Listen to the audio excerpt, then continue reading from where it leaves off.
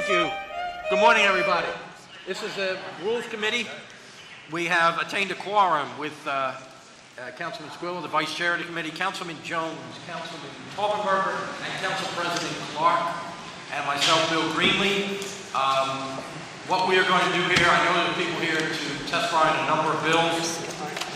We have about 5 bills which should not have a lot of testimony. We're going to try to run through them fast and then get to the 3 that I know will have some witnesses. Okay, so bear with us if you could, please. Ms. Marconi, will you please read the title of the first bill? Also, please let the record show that Councilwoman Reynolds Brown and Councilman Johnson, members of the committee, are present. Ms. Marconi, please.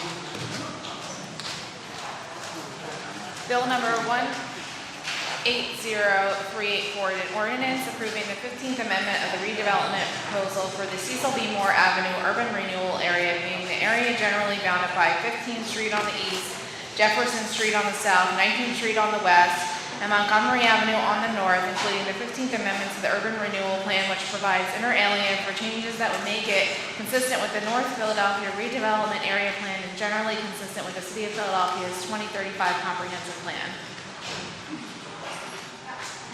Thank you.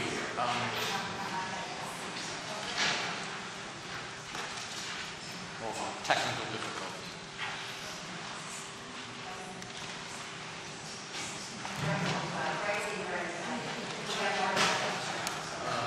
Is Marty testifying on this?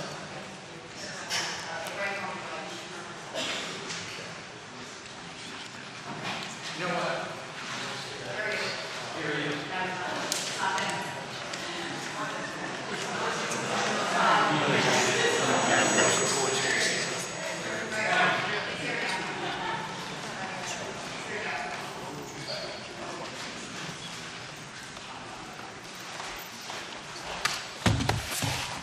Mr. Hell, I don't know why you thought council might start late.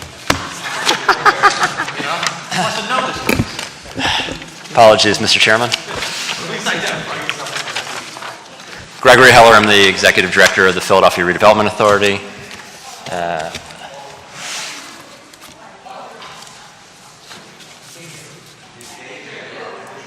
There was nobody here and they all walked in at once. It was so funny. They came together. How about this? Actually, they're more quick than David. Sorry about that.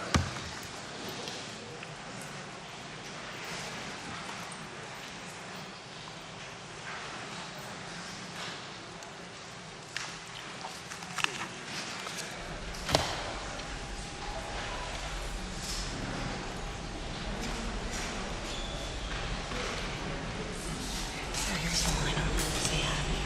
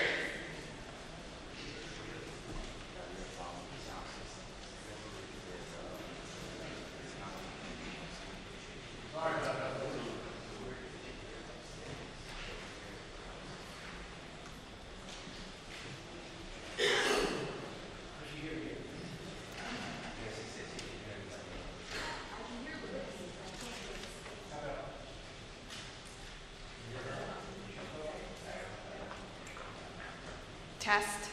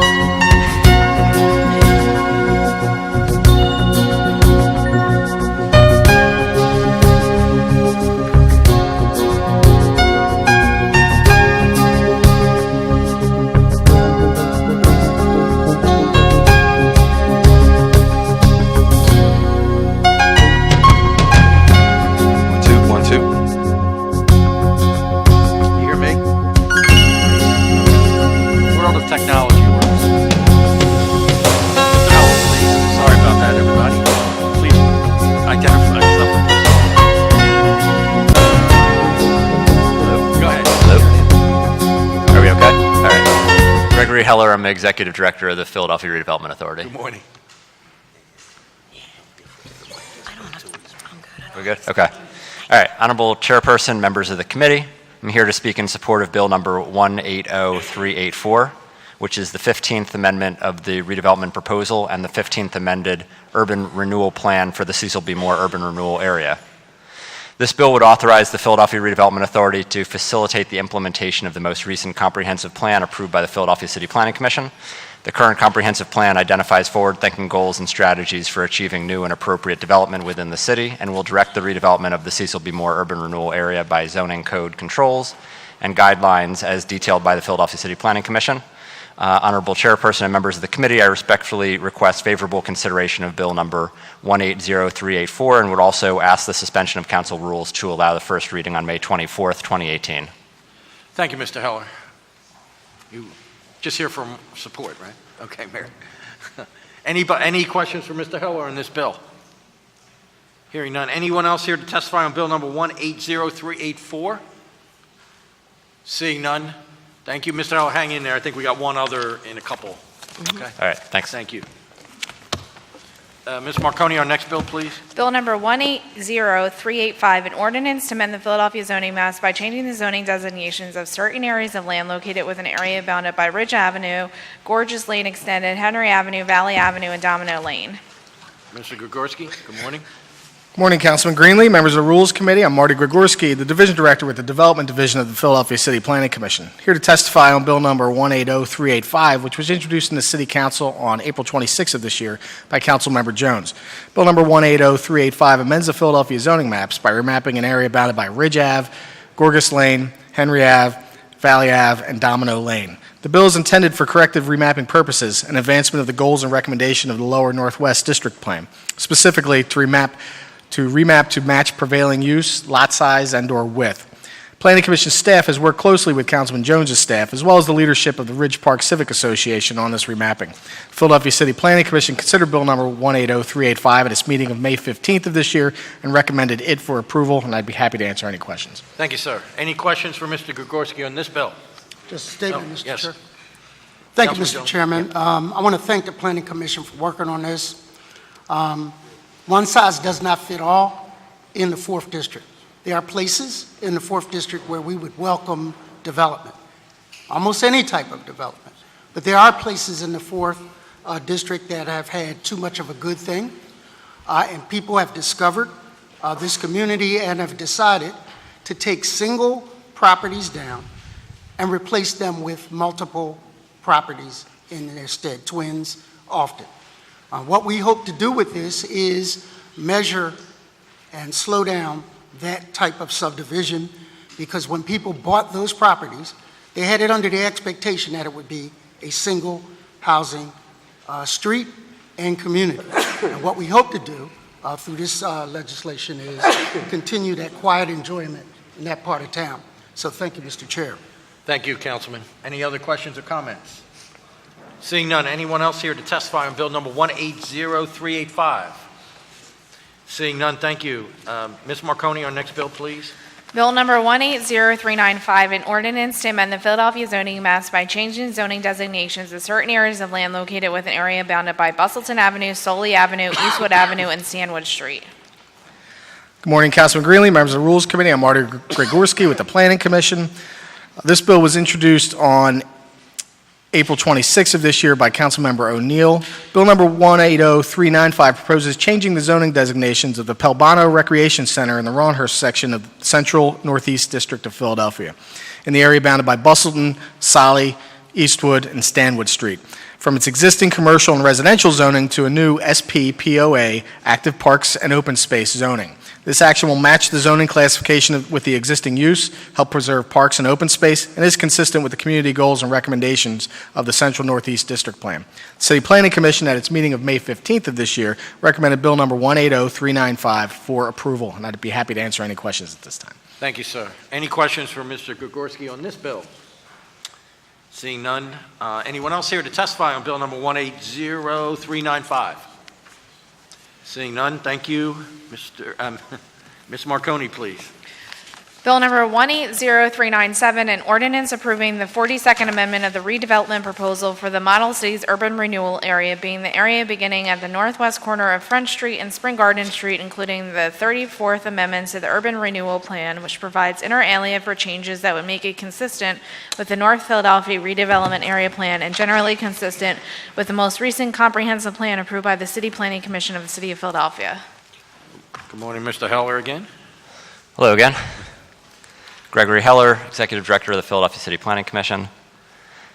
Honorable Chairperson, members of the committee, I'm here to speak in support of Bill number 180397, which is the 42nd Amendment to the redevelopment proposal and the 34th amended Urban Renewal Plan for the Model Cities Urban Renewal Area. This bill would authorize the Philadelphia Redevelopment Authority to facilitate the implementation of the most recent comprehensive plan approved by the Philadelphia City Planning Commission. The current comprehensive plan identifies forward-thinking goals and strategies for achieving new and appropriate development within the city and will direct the redevelopment of the Model Cities Urban Renewal Area by zoning code controls and guidelines as detailed by the Philadelphia City Planning Commission.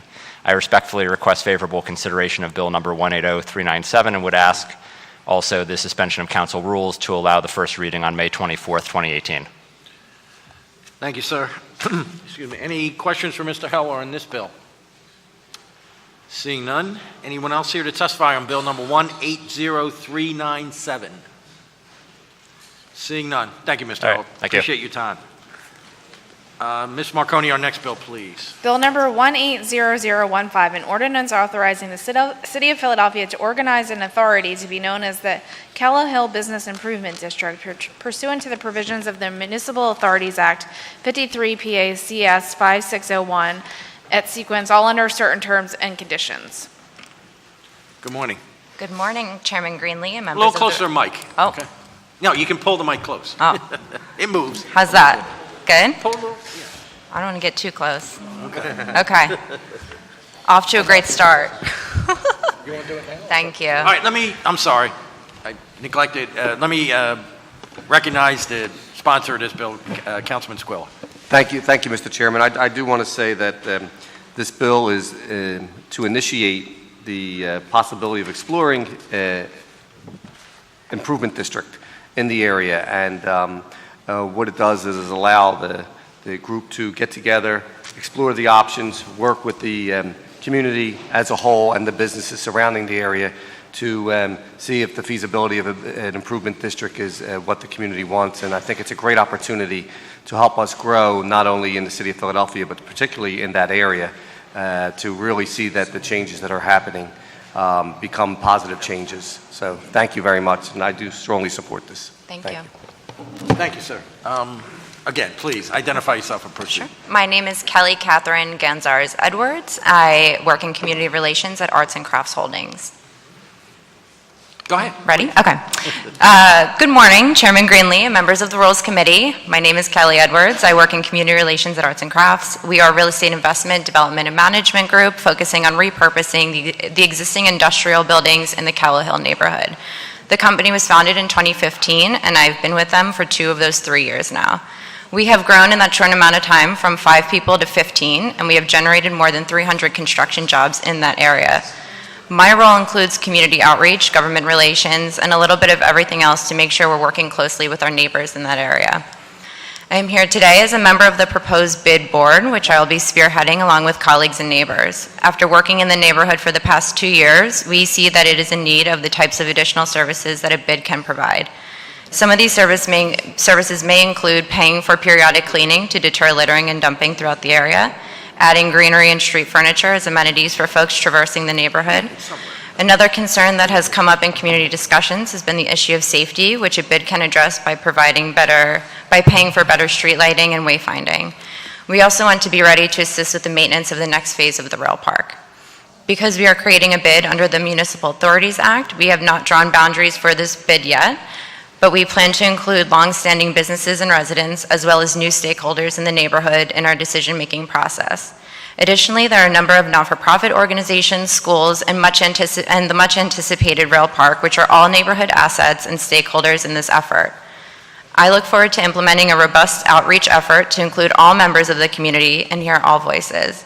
I have already started a steering committee, which includes folks who are interested in participating, however, unable to commit to a board position. We plan to do a robust and inclusive planning process, conduct our own public hearings, consult with the city, and come back to you with the results. We are committed to an inclusive process of community and economic development. And we look for your approval today. Sir, did you want to say something? Yes. Okay, please, identify yourself and proceed. My name is Jay Goldstein. I am a member of the proposed bid board. I'm also the chairman of Spring Garden Lending Group. And Spring Garden Lending is a private lender in which we've issued loans to acquire and construct real estate investment properties, and we are headquartered in the Callow Hill neighborhood. We have lent about $100 million for neighborhood development in the city of Philadelphia in the last 18 months. I'm also the manager of a real estate investment fund that has a majority ownership interest in 14 properties in this neighborhood, and we control about 350,000 square feet of commercial space and about 30 apartment units. Before my involvement in the neighborhood, I was the CEO of Valley Green Bank, with all 4 of its branches located in the city and almost 100 employees. I was also the founder of the Mount Airy Business Improvement District. As a major stakeholder in the Callow Hill neighborhood and with expertise in forming and overseeing a neighborhood bid, I've been asked to participate on this bid board. I believe strongly that with the opening of the first phase of the rail park and the recent emergence of this section of the city, the Callow Hill neighborhood will benefit greatly from the services that a bid can provide. And I am not only supportive of its formation, but I'm willing to offer any expertise I can to make it successful. Thank you. Thank you, sir. Councilwoman Reynolds Brown had a question. Councilwoman Reynolds Brown, please. Thank you. Good morning. Good morning. Good morning, good morning. Good morning. Thank you very much for your testimony. And trying to pay close attention to your testimony and not having it directly in front of me, did I hear you say that you've been around for 2 years? Is that accurate? I've been working with the company for 2 years, yes, in this neighborhood. And the bid process, the initiation that Councilman Squilla has spoken of has been underway, brewing for 2 years, if you will, in terms of planning. This would be day one. Oh, this would be day Yes. one. All right, so you're on your way down the road. Okay, you have a rich experience in bids and Yes. what they mean and what they should look like. Speak to, if you will, and I quote, "We are committed to an inclusive process." So I think, Councilwoman, what that means is that we need to reach out to all the constituencies in the proposed neighborhood, make sure that their voices are heard, make sure that we appreciate what is the appropriate boundaries, make sure that we're anticipating the kind of services that are necessary, and make sure that the board itself is inclusive of all of those constituencies. So if you are so brand new, then have you had a chance to even identify outreach efforts, strategies along that way? Sure. So I sit on the board of the Callow Hill Neighborhood Association, and they're very interested in this idea happening. A lot of the issues and concerns that the neighborhood expresses are things that can be addressed through a business improvement district. So there's very positive feedback from that group. And I've also been involved with the Asian Arts Initiative People Power Place placemaking exercise, which was funded through the William Penn Foundation, which they identified community and neighborhood assets and ways that they could improve that, which is another, I think, framework that the bid could work with to pay for and address some of these concerns and wishes and needs as well. So there have been some preliminary discussions, and all of these folks have been interested in joining a steering committee or advisory board as this moves forward. Okay. And we're more than happy to work with them and make this a very inclusive process. Okay. Councilwoman, if I could just follow up, I think that Ms. Edwards was underestimating her role so far in the planning process. There's been a significant amount of outreach already. What she was really meaning by this is day one is that until this is authorized, we can't formally have a planning process. Okay, all right then. Okay then, well, it's no secret that when bids come before us, there is a continuing unapologetic interest in ensuring that the bid looks like the community where it sits on all levels, and that inclusion means precisely that. Based off of my experience, that is key to getting buy-in to the bid. So Okay. we recognize that. Very well. Thank you for your testimony. Thank you. Thank you, Councilwoman. Councilman Squilla? Yes, thank you, Mr. Chairman, and just for clarification, this is just the beginning of the process, so that this starts the process, and then the outreach, and then there has to be an official vote. So all this comes down to how the community perceives moving forward, and I appreciate your time and efforts in working to put this part of it together, but there's a lot more work to do, so hopefully as we work together through this process, we'll be successful as when we come back to finalize the operation. Yeah. Thank you. Thank you. Thank you, Councilman. Thank you, thank you both. Is there anyone else here to testify on bill number 180015? Okay, hearing none. All right, we're going to make a little change in our schedule here. I want to make an announcement, and everybody listen, because I think a number of people are here for this bill. Bill number 180387, which is the billboard bill, is going to be, at the request of the sponsor, held to the call of the chair, which means there will be no action taken on the bill today, no testimony, okay? So everybody understands that. It will be scheduled and advertised at another date, all right? And with that, I just want to briefly recognize the sponsor of that bill, Councilman Jones. Good morning, everyone. I'd like to thank everybody for coming out that has an interest in the parks, that cares deeply about public recreation and open spaces. I want to also give a special thanks to my mentor and first boss, former Mayor Bill Green, who just took me to the woodshed. I just wanted to go on the record, that was dirty pool. When I walked in and saw him, a man who gave me my chance, and I had to remind him that the original designation on this piece of land was done by another Bill Green, his son. So he was surprised when I told him that. But there is enough interest and opposition to this that we need to pump our brakes. We need to take a deep breath, and we need to take a look at this, and I've agreed to do that. But let me refresh the narrative. Again, I represent the 4th Councilmatic District. It represents 66% of the parkland. Now, as a younger man, I wasn't always as green and understanding of environment. I grew up in West Philly. The only grass that grew was in between the pavements and concrete. But as I was exposed to Parks and Rec by my colleague, Councilwoman Blondo Reynolds Brown, myself, Maria, and your son, Bill Green, took a 6-hour tour through the parks and learned about different aspects of it. Since then, we've done things like stopped fracking along our waterways. I've done things to make sure that Manatona Farms had an overlay so it would not be developed.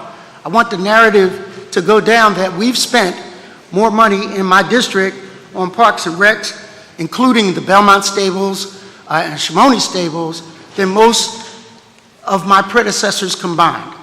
So I want you to know that I wasn't born green, but I developed my green understanding.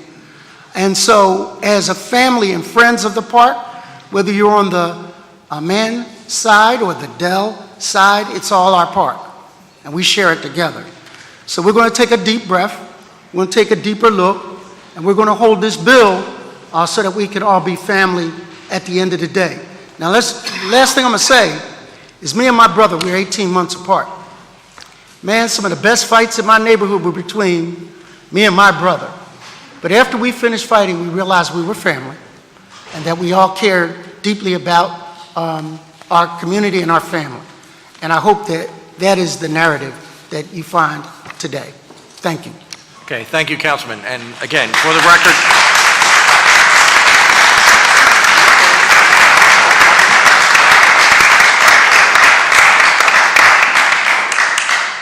you didn't think you'd get that much applause today, did you? No, sir. For the record, again, bill number 180387, at the request of the sponsor, is being held to the call of the chair. Let me just go back to that last bill, just for the record, 180015. There is an amendment which clarifies the members of the board on that proposed bid. Now, let's go back to our regular schedule. Ms. Marconi, please. Bill number 180217, an ordinance amending Title 14 of the Philadelphia Code entitled Zoning and Planning by revising requirements for accessory signs located within an area bounded by Juniper Street, East Passyunk Avenue, and Mifflin Street under certain terms and conditions.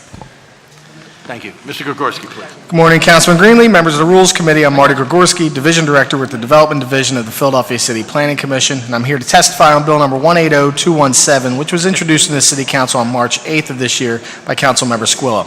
Bill number 180217 amends the Philadelphia Zoning Code by revising requirements for accessory signs located in an area bounded by Juniper Street, Passyunk Avenue, and Mifflin Street. The bill amends the zoning code by permitting a building in the CMX 2.5 Neighborhood Commercial Mixed Use District to have one sign extend 9 feet above the roof line of the structure if the applicant provides the Department of License and Inspections documentation that the sign was installed prior to November 30th of this year. Bill number 180217 is similar to bill numbers 150170 and 170721, introduced by Councilmember Squilla on March 5th, 2015, and September 14th, 2017, respectively, which permitted a slightly smaller sign than is now proposed. Bill number 180217 allows for a sign which will extend above the roof line of the property and will have a maximum area of 220 square feet.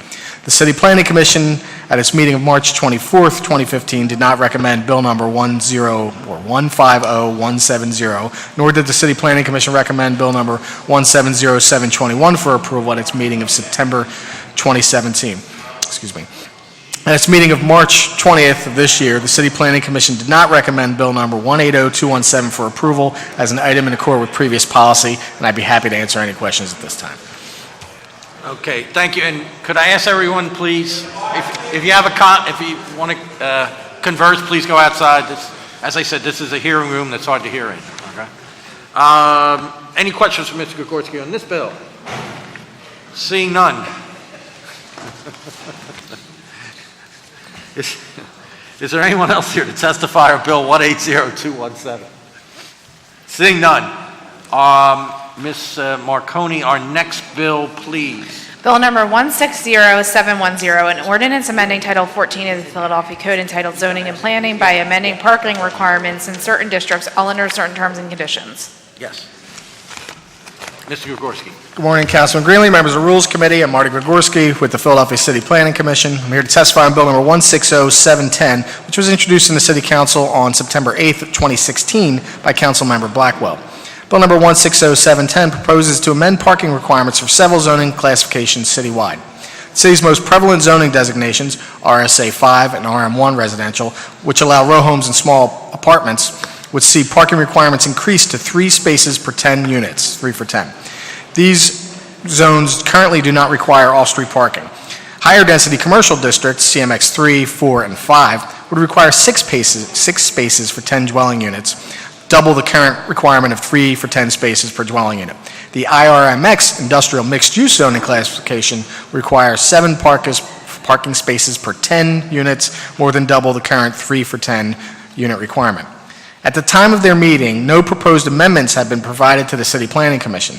The Commission instead viewed the bill as written, and at its meeting of May 15, 2018, recommended that Bill number 160710 not be approved. I should just note that the staff of the Planning Commission worked with the Councilwoman's office and Council President's office to come up with some of these amendments, but at the time that the Planning Commission meeting was held, there was no review. The amendments had not been, okay, we understand that. And those, again, you've worked with both the sponsor and the Council President on this, right? Correct. And a lot of these amendments are the amendments the staff has suggested, if I'm correct? There are some that the staff suggested, but that's not to say that the commission proper would vote yes on them. Just I hear you. Sometimes you guys don't agree. Right. That's right. Could you just, the amendments, is there a way to, excuse me, please? Good Lord.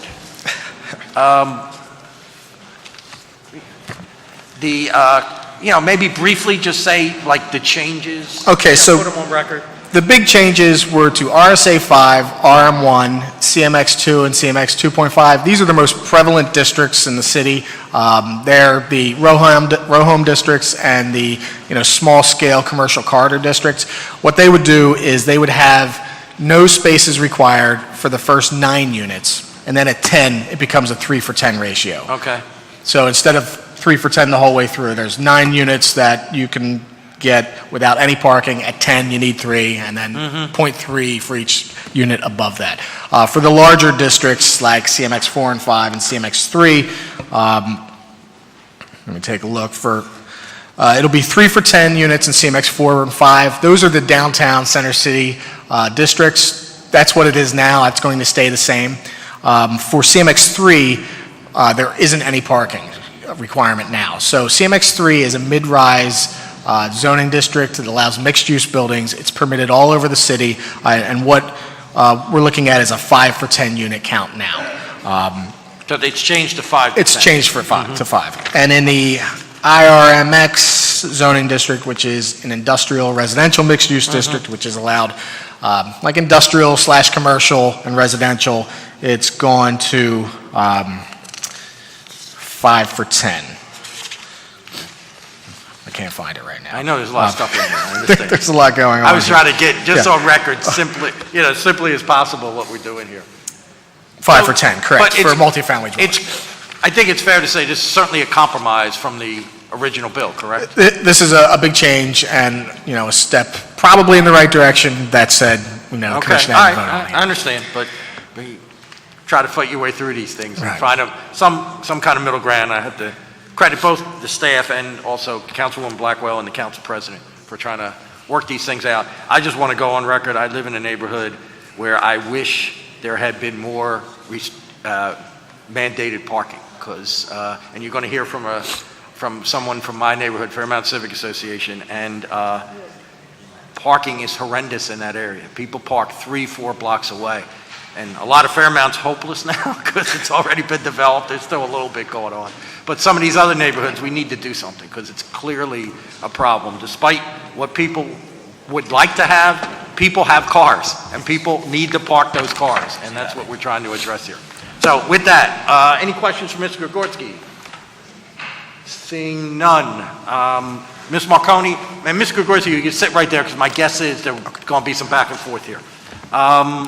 You want to call the first 3 witnesses? I think right now we have 6, I believe. So if you want to call the first 3. Larry Reynolds, Chloe Finnegan, Madeline Shakumba. I didn't see Madeline here. Is she here? Oh, there she is. Okay. Yeah, maybe sitting right there. Marty, maybe just in the back. That's what I meant. Oh, you got one more? Okay. Well, he can sit, just in case he has to get called up. This is parking. We need the expert opinions here, so. Good morning, everybody. Larry, I think you were called first if you want to. We have your written testimony, and if you just, the whole thing will be made part of the record if you just want to summarize or add whatever comments you want. You heard what I said a minute ago. So.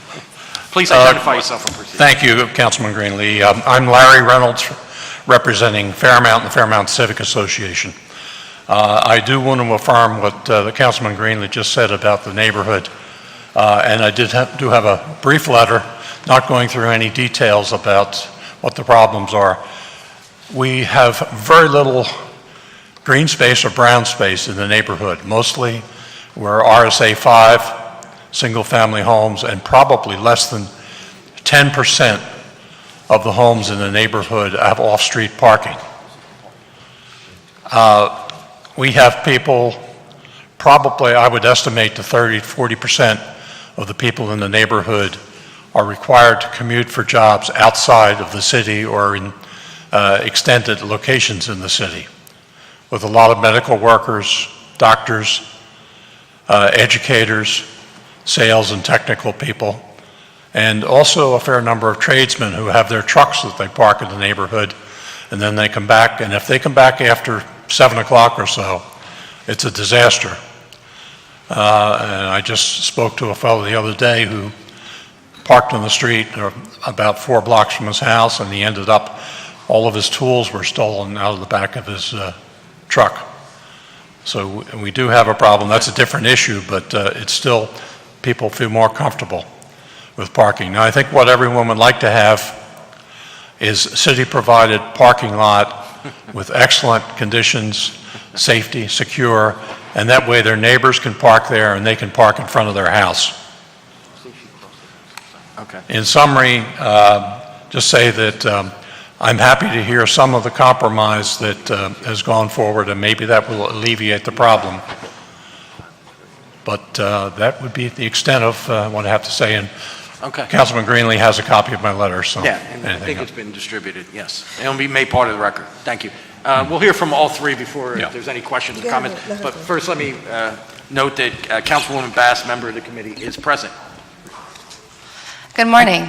Hold on. I think I had recognized earlier Councilman Heenan. If I didn't, I am recognizing Councilman Heenan is here as a member of the committee. Please. Thank you. Good morning. My name is Chloe Finnegan. I'm here representing the Clean Air Council and Feet First Philly. The Clean Air Council and Feet First Philly urge you not to support this bill. If adopted, this would be a regressive policy change that prioritizes parking over affordable housing, transit-oriented development, and public health. Clean Air Council is one of the Philadelphia region's oldest environmental organizations, working to protect everybody's right to breathe clean air. The council serves thousands of members in the city. Feet First Philly is a pedestrian advocacy group that is part of the council. Doubling mandatory minimum parking requirements for apartments and multi-units will decrease the affordable housing stock in Philadelphia and is a powerful subsidy to those who can afford to own a car. According to researchers at Reinventing Parking, by building a single parking space, a Philadelphia renter would see their rent increase between $150 and $400 a month, regardless of if the renter owned a car or not. According to the U.S. Energy and Information Administration, the EIA, the transportation sector has produced more carbon pollution than any other sector since 1979. The EIA has cited the country's over-reliance on single-occupancy vehicle travel and a failure to prioritize non-driving modes of transportation as having a profound impact on this result. Transit-oriented development, TOD, helps address this issue by reducing automobile dependence. In addition to the environmental benefits, TOD can create well-connected, walkable, economically viable, and healthy communities. Doubling mandatory minimum parking requirements undermines the goals and benefits of TOD and turns dense neighborhoods into auto-dependent communities. Mandatory minimum parking requirements can dramatically impact public health. Giving over more space to parking encourages excess driving, which creates a more dangerous environment for pedestrians and cyclists, as well as increase the amount of congestion, accidents, and air pollution. Ozone, commonly known as smog, is one of the many hazardous car pollutants. Smog is extremely dangerous to the lungs of children and seniors and can cause premature death. In the United States, the transportation-related pollution caused 53,000 premature deaths a year. In the city that the American Lung Association has rated with an F for ozone pollution and D for short-term particle pollution, sustainable transportation should be encouraged. This bill prioritizes vehicles over other modes of travel like walking. The increase of available parking will only lead to an increase of vehicles and take away from potential space that could have been used for pedestrians. Doubling parking minimums creates an auto-centric culture that makes our neighborhoods hostile to pedestrians. Instead, we should focus on creating a city and a culture that puts people first instead of cars. This bill is not grounded in an actual demand for parking. eConsult Solutions found that Philadelphia renters are less likely to own a car than homeowners, and that people who live in multifamily buildings are also less likely to own cars than people who live in single-family homes. What is in demand are safe and healthy communities with affordable housing and transportation options. The Council urges you not to vote in favor of this bill.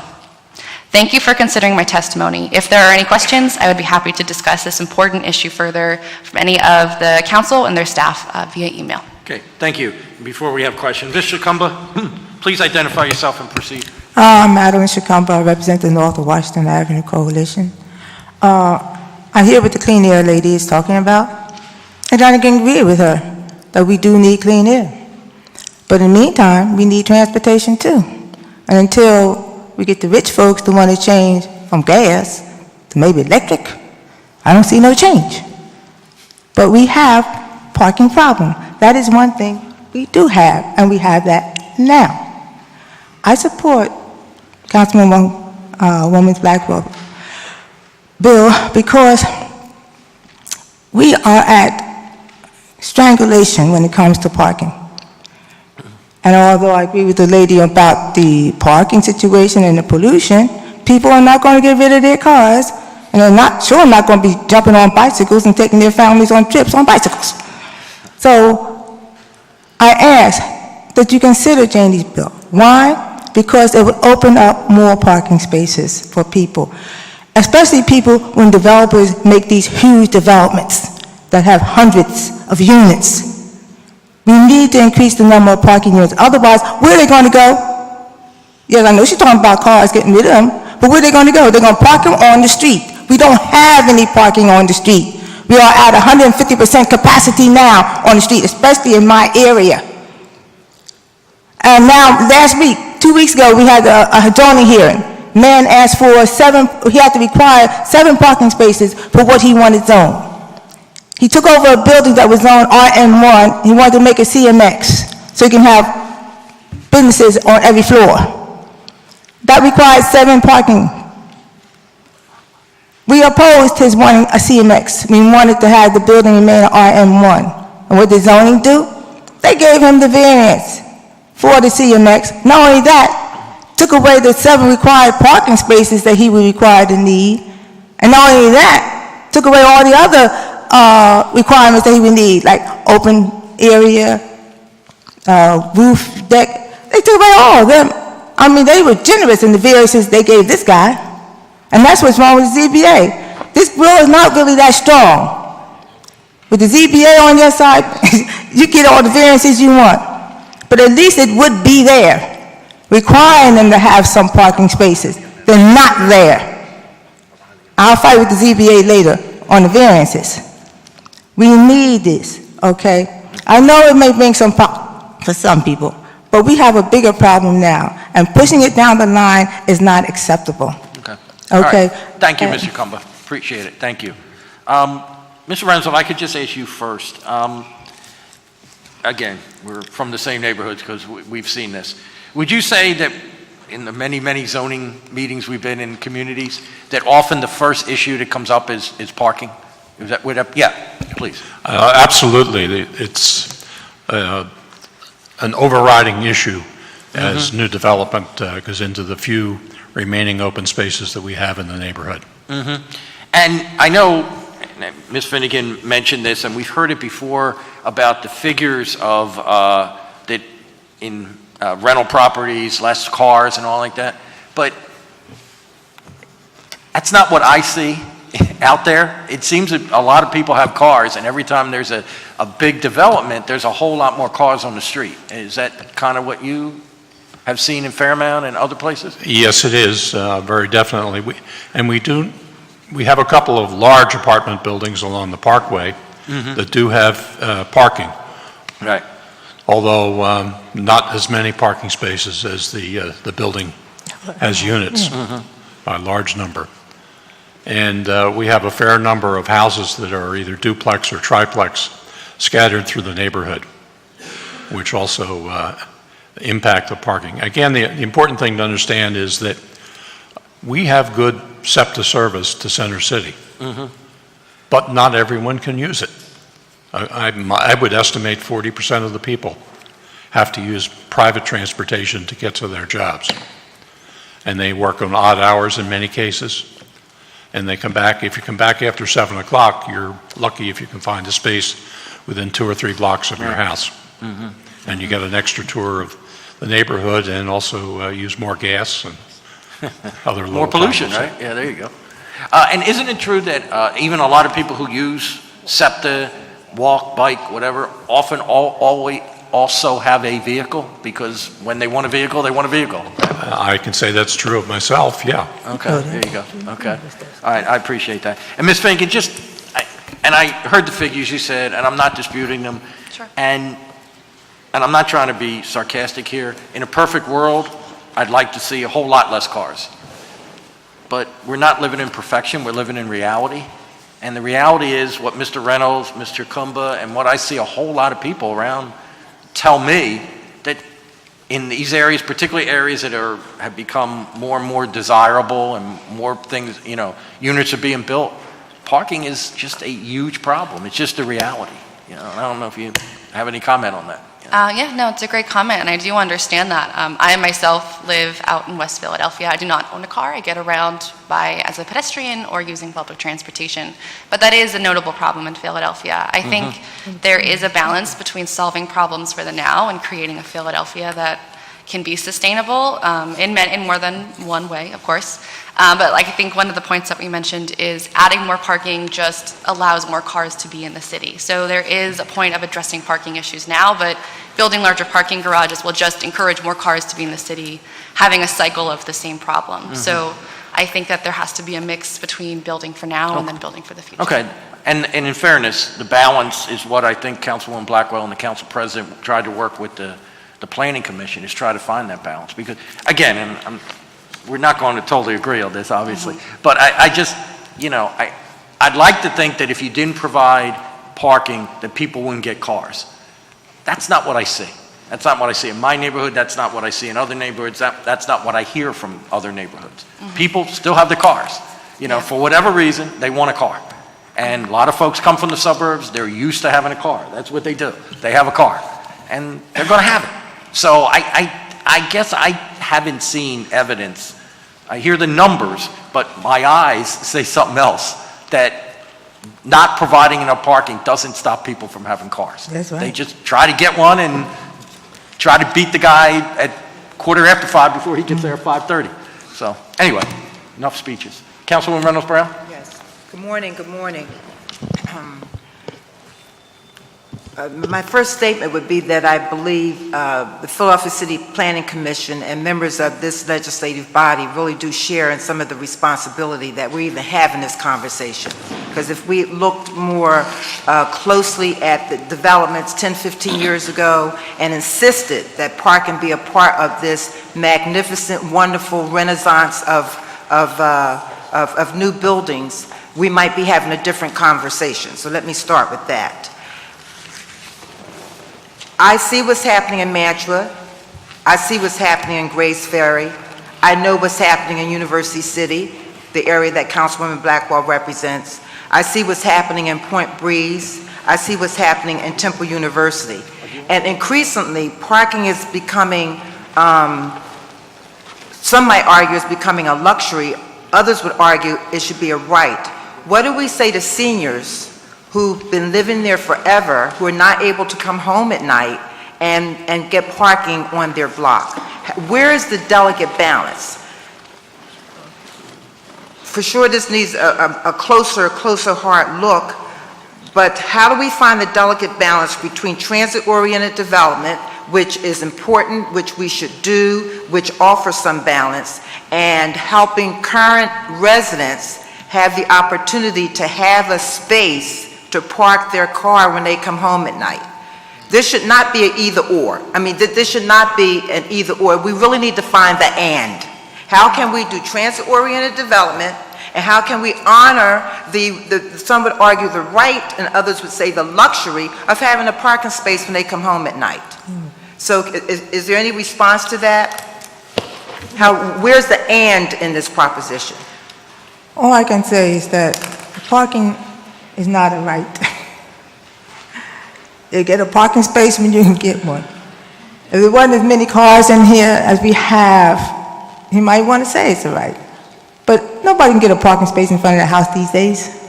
That's not likely to happen. That's so unlikely, it's pathetic. But what we want is more spaces opened up. May I suggest to you to open up more spaces, that these developments that you are suggesting about having, that they offer parking to their people. But the people don't want to take it because they got to pay for it. So they end up with their cars on the street. That's not fair to us. And then some people got garages, and they too put their car in the garage, and then they got a second car and they want to put it on the street. I think it's about time we start limiting these parking permits. If you got a garage or you live in a building that offer you housing, you don't get a parking permit. That would open up a whole lot of spaces. That's the first thing I suggest. The second thing I suggest is that we limit parking permits, period. Repeat your statement. Limit some of these parking permits. I mean, some people got 3 parking permits per household. We can't enjoy that luxury no more. I think it's about time we limit it down to 1 or 2. Well, I prefer 1 really, per household. That would open up a lot of spaces on the street, because then people will know if I buy parking, I have another car, I may not be able to find a parking space. I really think that would help reduce what this young lady is talking about, the number of cars people have. Point of information, Mr. Chairman, is there an effective date on this bill? Good question. Let's ask our job. You see, so those are some of my suggestions. Okay. Forgive me? After? Okay, all right. So it's immediate, is that? Yeah, okay, all right.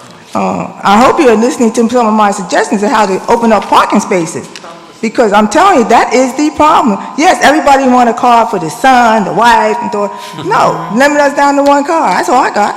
Legally, I don't think we can do that. No, I didn't say you can limit the parking permits. Yes, you can. I think the parking you can. we're I'm talking about limiting their cars. Oh, okay. I was talking about missed you limiting there. Okay. parking All right. permits. I know you can't limit them their cars. Okay. But All when right. they find that they ain't gonna have parking for that car, I got you, okay. okay, that's right, thank what I'm you. talking about. Any comments or observations from the other witnesses on how we find a delicate balance in ensuring that residents who've been there forever have a place to park their cars, and those who have the opportunity to own apartments in buildings as described by the witness here very, very, very accurately? Well, another suggestion I might have is that, people only can park on one side of the street, right? So on the other side of the street where they can't park, if they got the ability to turn in, why not let them build garages on that side of the street? Then you eliminate some of these cars. I think that's a suggestion that may be taken in hand. What do you think? If on the side that you cannot park on, since they ain't parking there anyway, let them build a garage. But not on the side where you have to park. Well, And then those who have garages cannot get parking permits. My last comment would be that transit-oriented development certainly has a place, it has value. We have to do it very, very, very thoughtfully and strategically while we figure out how we can help those who are in the circumstance that has been described by these 2 witnesses. Finding that delicate balance becomes the challenge. With that, I'll be looking to and leaning to my district council members who have to live with these kinds of concerns on a daily basis. Thank you, Mr. Thank you, ma'am. Thank you, Councilwoman, and I think that's what I think we're trying to find here. And this may not be perfect, and there may be times that we have to change this. As you know, oftentimes we go back and forth on bills 3, 4 different times, but I think we have to do, in my opinion, I think we have to do something, because right now it's not really working properly for the communities. Councilwoman Bass? Thank you so much. Thank you, Mr. Chairman. And I just wanted to follow up on Councilwoman Bass's, Councilwoman Blondell Reynolds Brown. Just for the record, you're Councilwoman Bass. Today I am. All right. On the Councilwoman's comments in reference to a delicate balance, to, ensuring that we're addressing the needs that currently exist, because as the chairman had mentioned, I know in my districts, I have some areas that it's very easy to park, and in other areas where parking is at a premium. And so just really trying to find that balance, but also finding ways to plan for the future. I know in my neighborhood, I have some neighbors who originally, particularly newer neighbors who moved into the neighborhood who use regional rail and public transportation, the bus and so forth. And as their families grew, as children came along and so forth, you would notice that they would go from, let's say, a bicycle or public transit onto, purchasing a car, for the transport of their family. And so what I think we want to do, again, is to make sure that we're addressing what the current existing needs are, but also planning for the future. And in planning for the future, I think one of the things that we have to look at is that if we want, and we certainly do, I think in the city of Philadelphia, we want to, have less cars on the road if possible. We want to have more folks using public transportation and also using, bikes and all other methods of getting around here in the city of Philadelphia. But I think what we have to do, as much as we're concerned about parking, one of the other things we have to do, one of the other components, is making sure that we work with our transit provider, SEPTA, and that if we want people on public transportation, I think that the organizing groups, the Clean Air Coalition, the Bicycle Coalition, and so forth, could work with SEPTA to make sure that public transportation is much more desirable.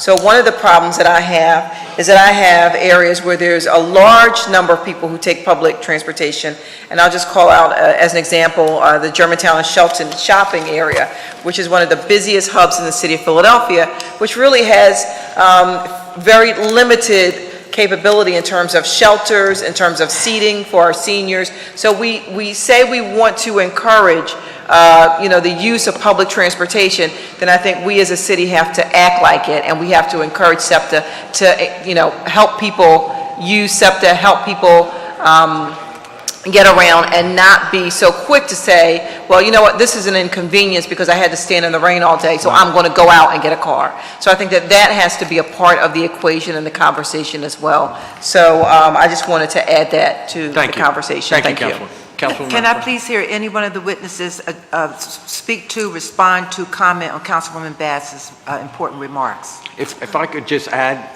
and Mr. Reynolds, I think we worked in Fairmount to get another bus route to go out to University City, up from Strawberry Mansion down to South Philadelphia. So that is one of the ways, I think you're right, that we try to work with SEPTA. In that case, it's not easy to get another route. Took a long time. Mr. Reynolds led the fight on that, but we were finally able to get it, and I think that's an example, anyway, of how to do it. Yeah, I wrote the first letter to SEPTA approximately 7 or 8 years ago, suggesting that we were in dire need of service from Fairmount, and I suspected also Strawberry Mansion, into University City. There is a very slow walk toward getting that. We've been told it's going to happen, but to this point, it keeps on getting pushed back a little bit each time, and in some cases, other neighborhoods were not necessarily supportive of it, or they wanted changes to it, so it's changed about 6 times, I think. But the employers in University City were able to provide us data that there's a fair number, a substantial number, I should say, of employees who live in Fairmount and Strawberry Mansion who work in the University City area. That would be terrific. And just to continue on the basic thought, I personally commuted on SEPTA to Center City for 35 years, although I walk sometimes to get my exercise. But my wife was working in Westchester. Wow. So she needed a car.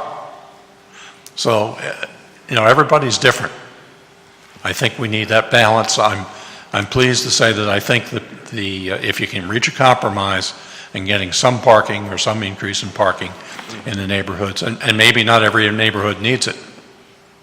To Councilwoman Bass's comment that some parts of her district are fine and others are really in dire straits.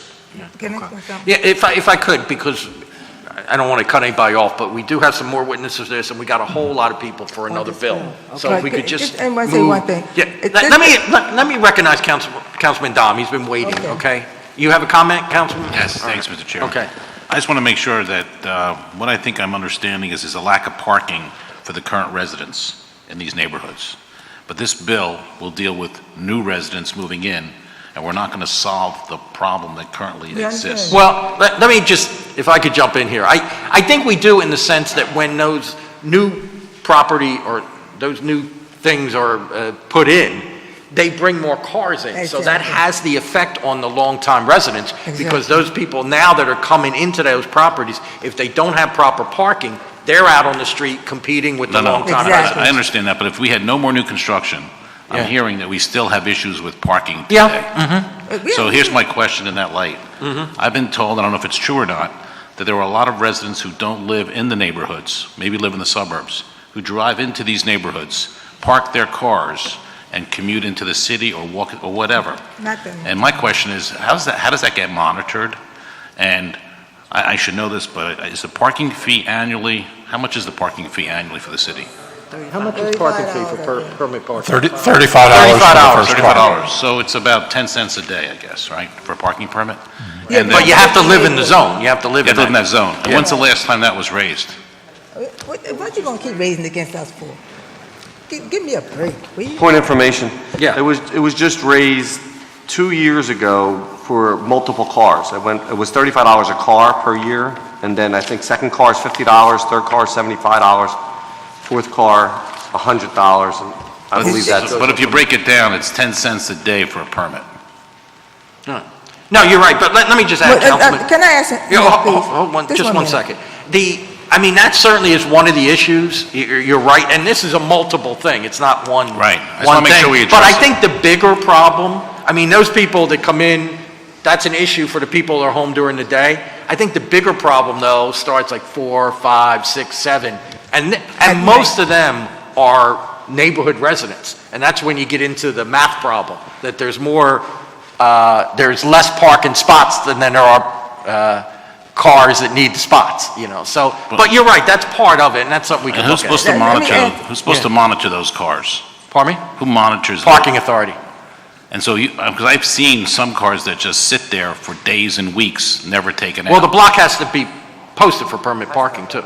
Has to be posted. Some blocks would rather not have permit parking for other reasons. Okay. You know? All right. I'm just suggesting. No, I got you. That's a big area we should look at before we do anything Yeah, I else. got you. If we could move on, we really need to move on because we got a lot of people here. One more thing. Just real quickly, Mr. Okay, Cumber, quick. because we got a lot of people. This bill does not have much teeth if you take in consideration what the ZBA has constantly been doing, and that's just giving variances. If they give a variance for the parking, what purpose is this bill going to do?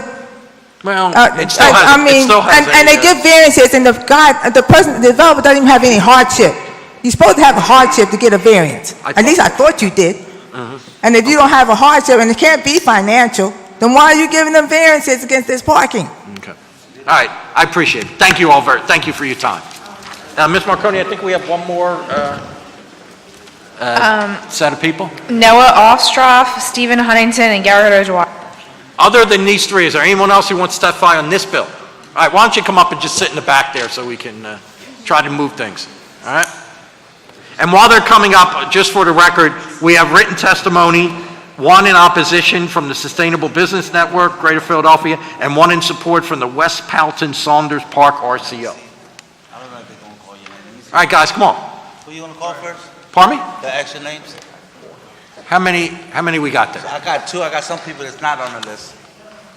All right, well, we want the people that Ms. Marconi just called first. I heard Ostroff and I heard Huntington. All right, so we'll start with these three. Sir, you can sit in the back there and just wait, okay? Please. All right, who'd like to go first? Go ahead. You want to go first? Go, come on. Good morning, Chairman Greenlee, Vice Chairman Squilla, and other members of the committee. Thank you for the opportunity to testify. My name is Girard Avenue, and I am the Policy and Communications Associate for the Philadelphia Association of Community Development Corporations, or PACDC. PACDC is a membership association of more than 125 organizations, including 50 CDCs, that work to advance equitable development, including building and preserving affordable homes in neighborhoods across the city. It is because of our members' important work in providing affordable housing opportunities to residents in need that I come before you today to request that you hold Bill number 160710. Simply put, increasing parking requirements for residential development will decrease the amount of affordable housing we are able to produce with the resources that we have available. These requirements raise the cost of production per unit and require space that could otherwise be used for housing. In our present climate, where resources are far below adequate and there are difficulties in obtaining adequate land to build upon, this additional burden will necessarily mean that our members will either have to receive additional public subsidy to offset the imposed cost, or if those resources aren't forthcoming, have no choice but to build fewer units. As you are aware, Philadelphia is in the midst of an affordable housing crisis. We need more resources to address the range of housing needs, but we also need to make sure that we are using the limited resources we have as effectively as possible. At a time of exceptionally long waiting lists for housing assistance and tens of thousands of families in need, we simply cannot afford diversions of these scarce resources. How can we ask a family to suffer through another night in a homeless shelter so that somebody else might find it easier to park their car?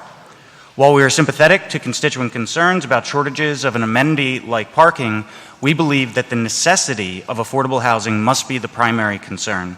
Moreover, as an alternative to more parking, we believe efforts to make communities more transit-friendly, walkable, and cyclable for folks who are able can decrease reliance on automobiles and work to achieve the goals of this legislation by freeing up spaces for people who need them without harming housing affordability.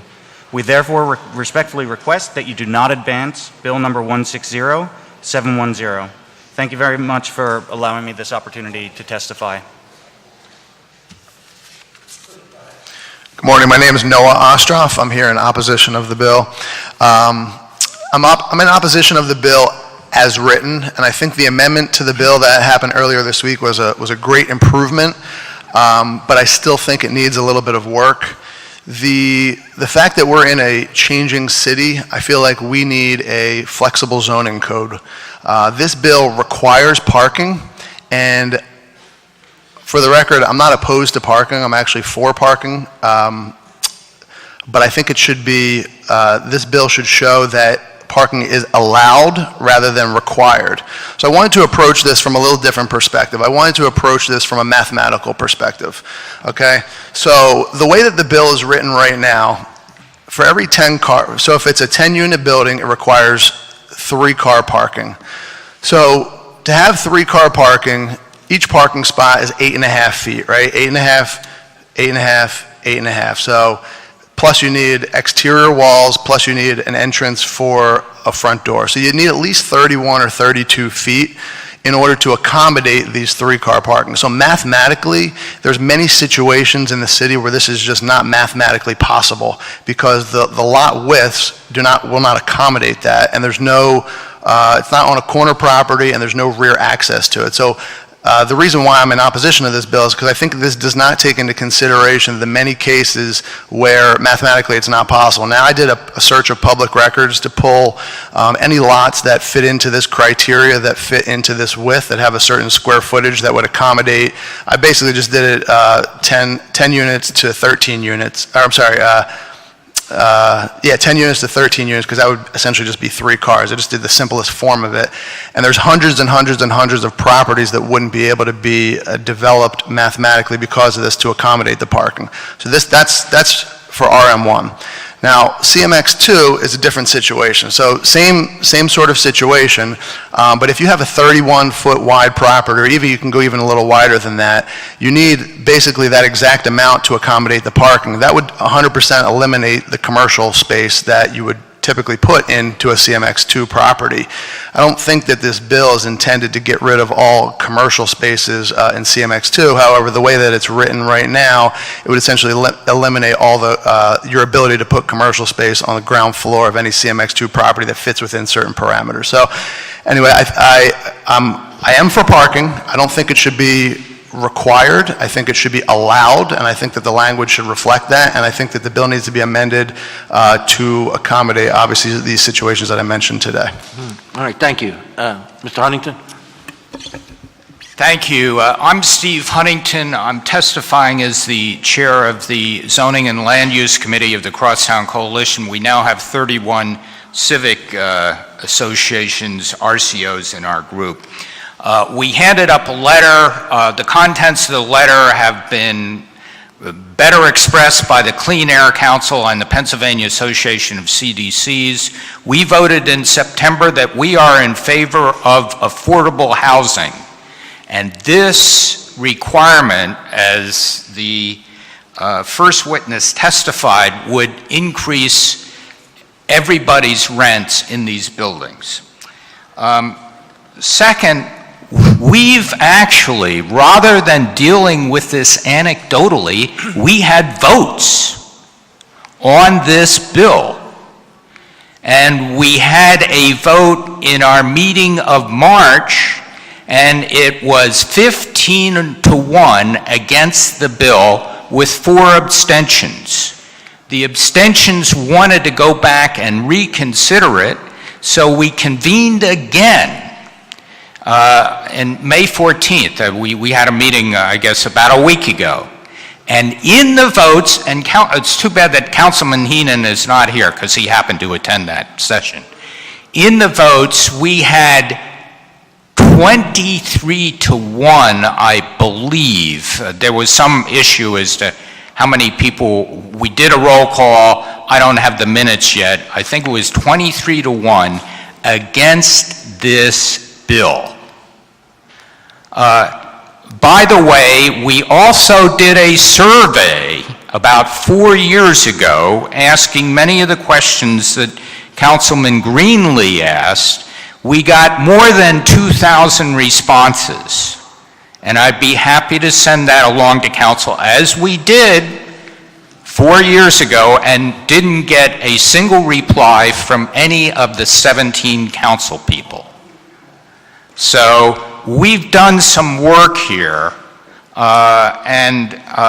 there's, in the RCO community, it's not really, it's not an issue. Now, one thing that everybody is assuming, including the Planning Commission testimony, which I was a little bit surprised, everybody is assuming that we should have a one-size-fits-all parking bill.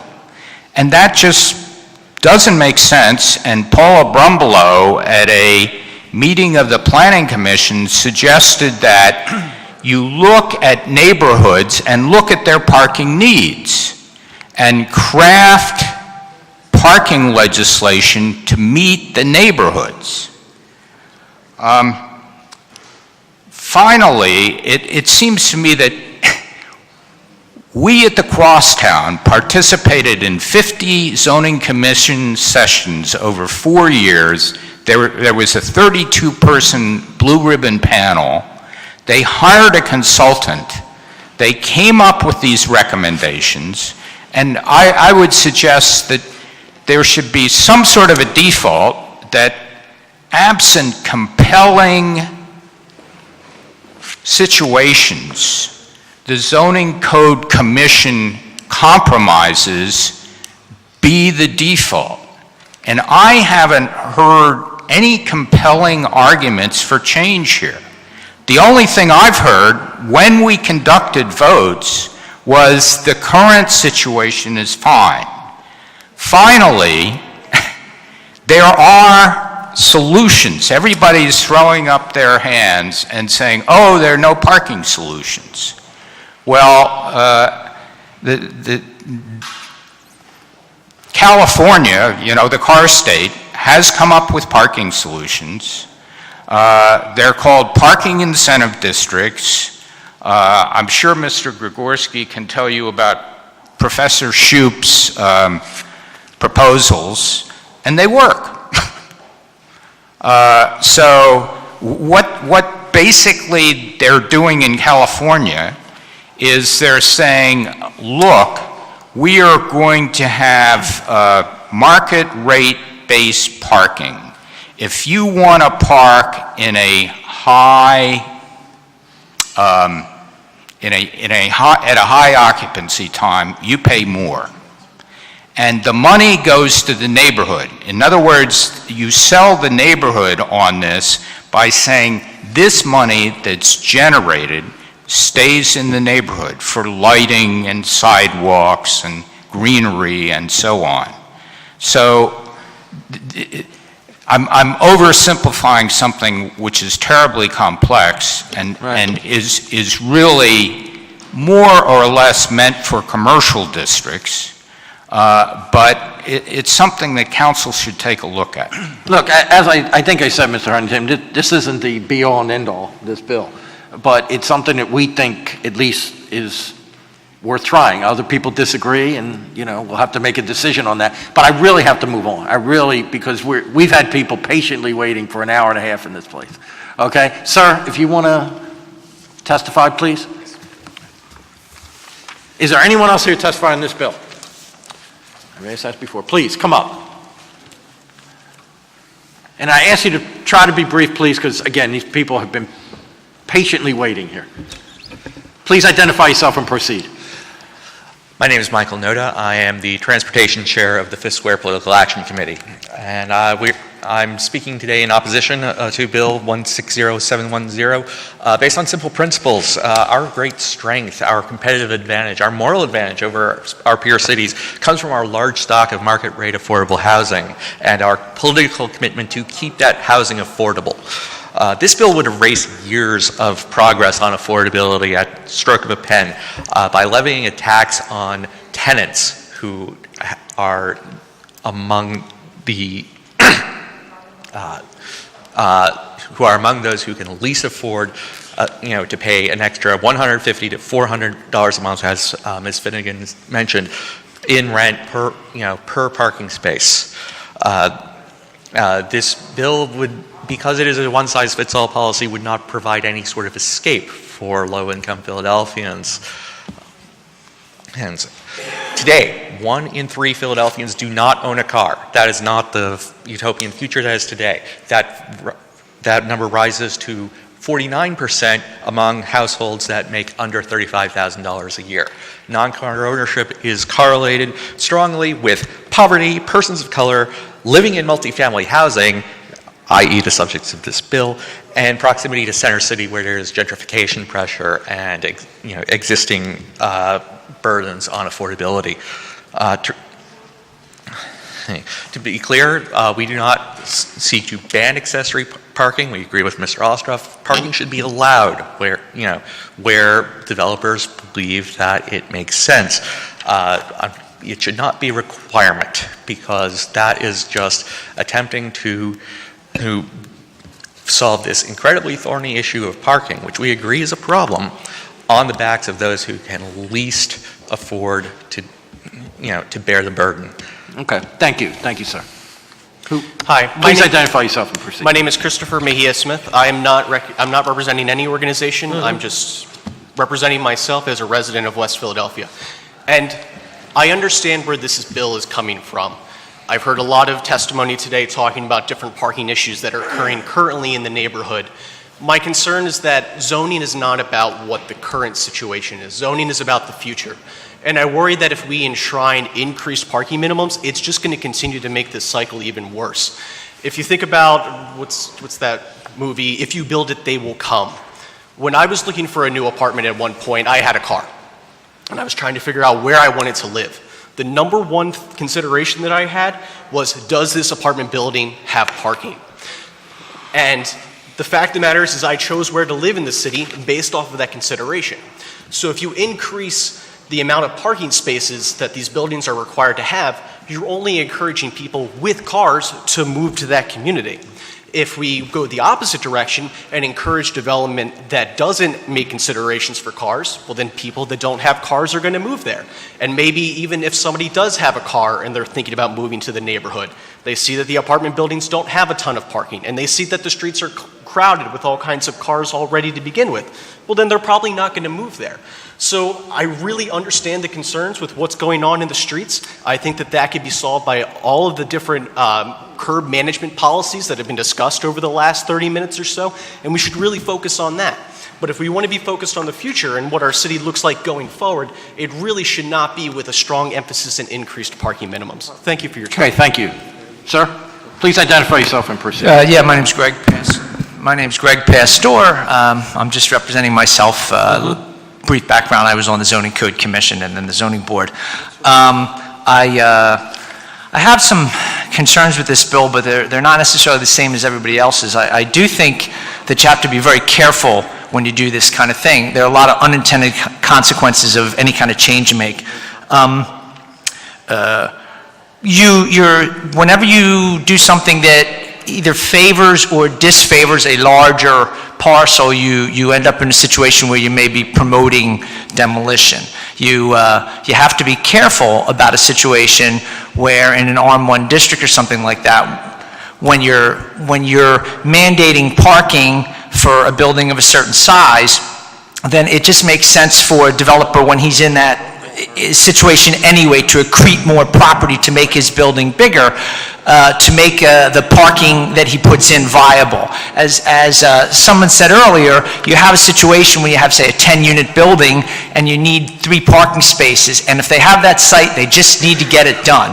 They're going to do a curb cut. It's not going to be 3 out in front, but they're still putting in a curb cut for only 3 cars to just meet some kind of strange requirement. If they have to do that anyway, they may just say, I'm just going to make a 20-unit building, I'm just going to buy out some neighbors, and this is going to become a bigger apartment building. So that's an unintended consequence of this. TODs were mentioned. TODs lie elsewhere in the code, and they are council's purview to create TOD areas. So if you really want to speak to both parking where it's not necessarily TOD and TOD, you have to affirmatively act to create TOD locations on your transit stops. It's something that's in your power, and you should be acting on it and not waiting.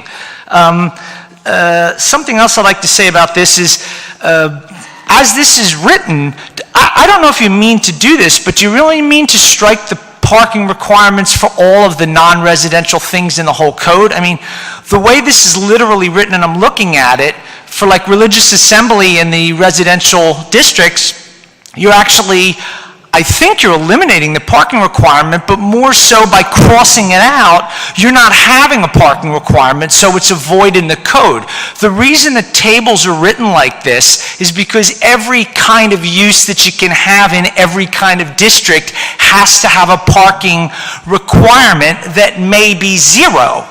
So you can't just cross out most of the parking tables. You would, Al and I would have a fit.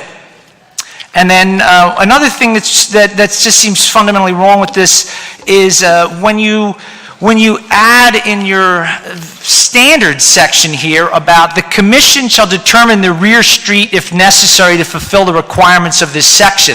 This is the part of the code for RSA 5, RM1, CMX 2, and 2.5 about where can you have parking, otherwise you can't. And what you have to understand is this is not the number requirement, this is the place requirement. So the table tells you whether you need parking. And this is why there's a big fat 0 always in RSA 5, because you don't want to have to deal with the inherent contradictions of where can you have parking. However, the way this is written, a couple of years ago, there was a further amendment that said that changed how you calculate what's a front and what's a back of a property and where the streets are. And in a nutshell, there are no rear streets.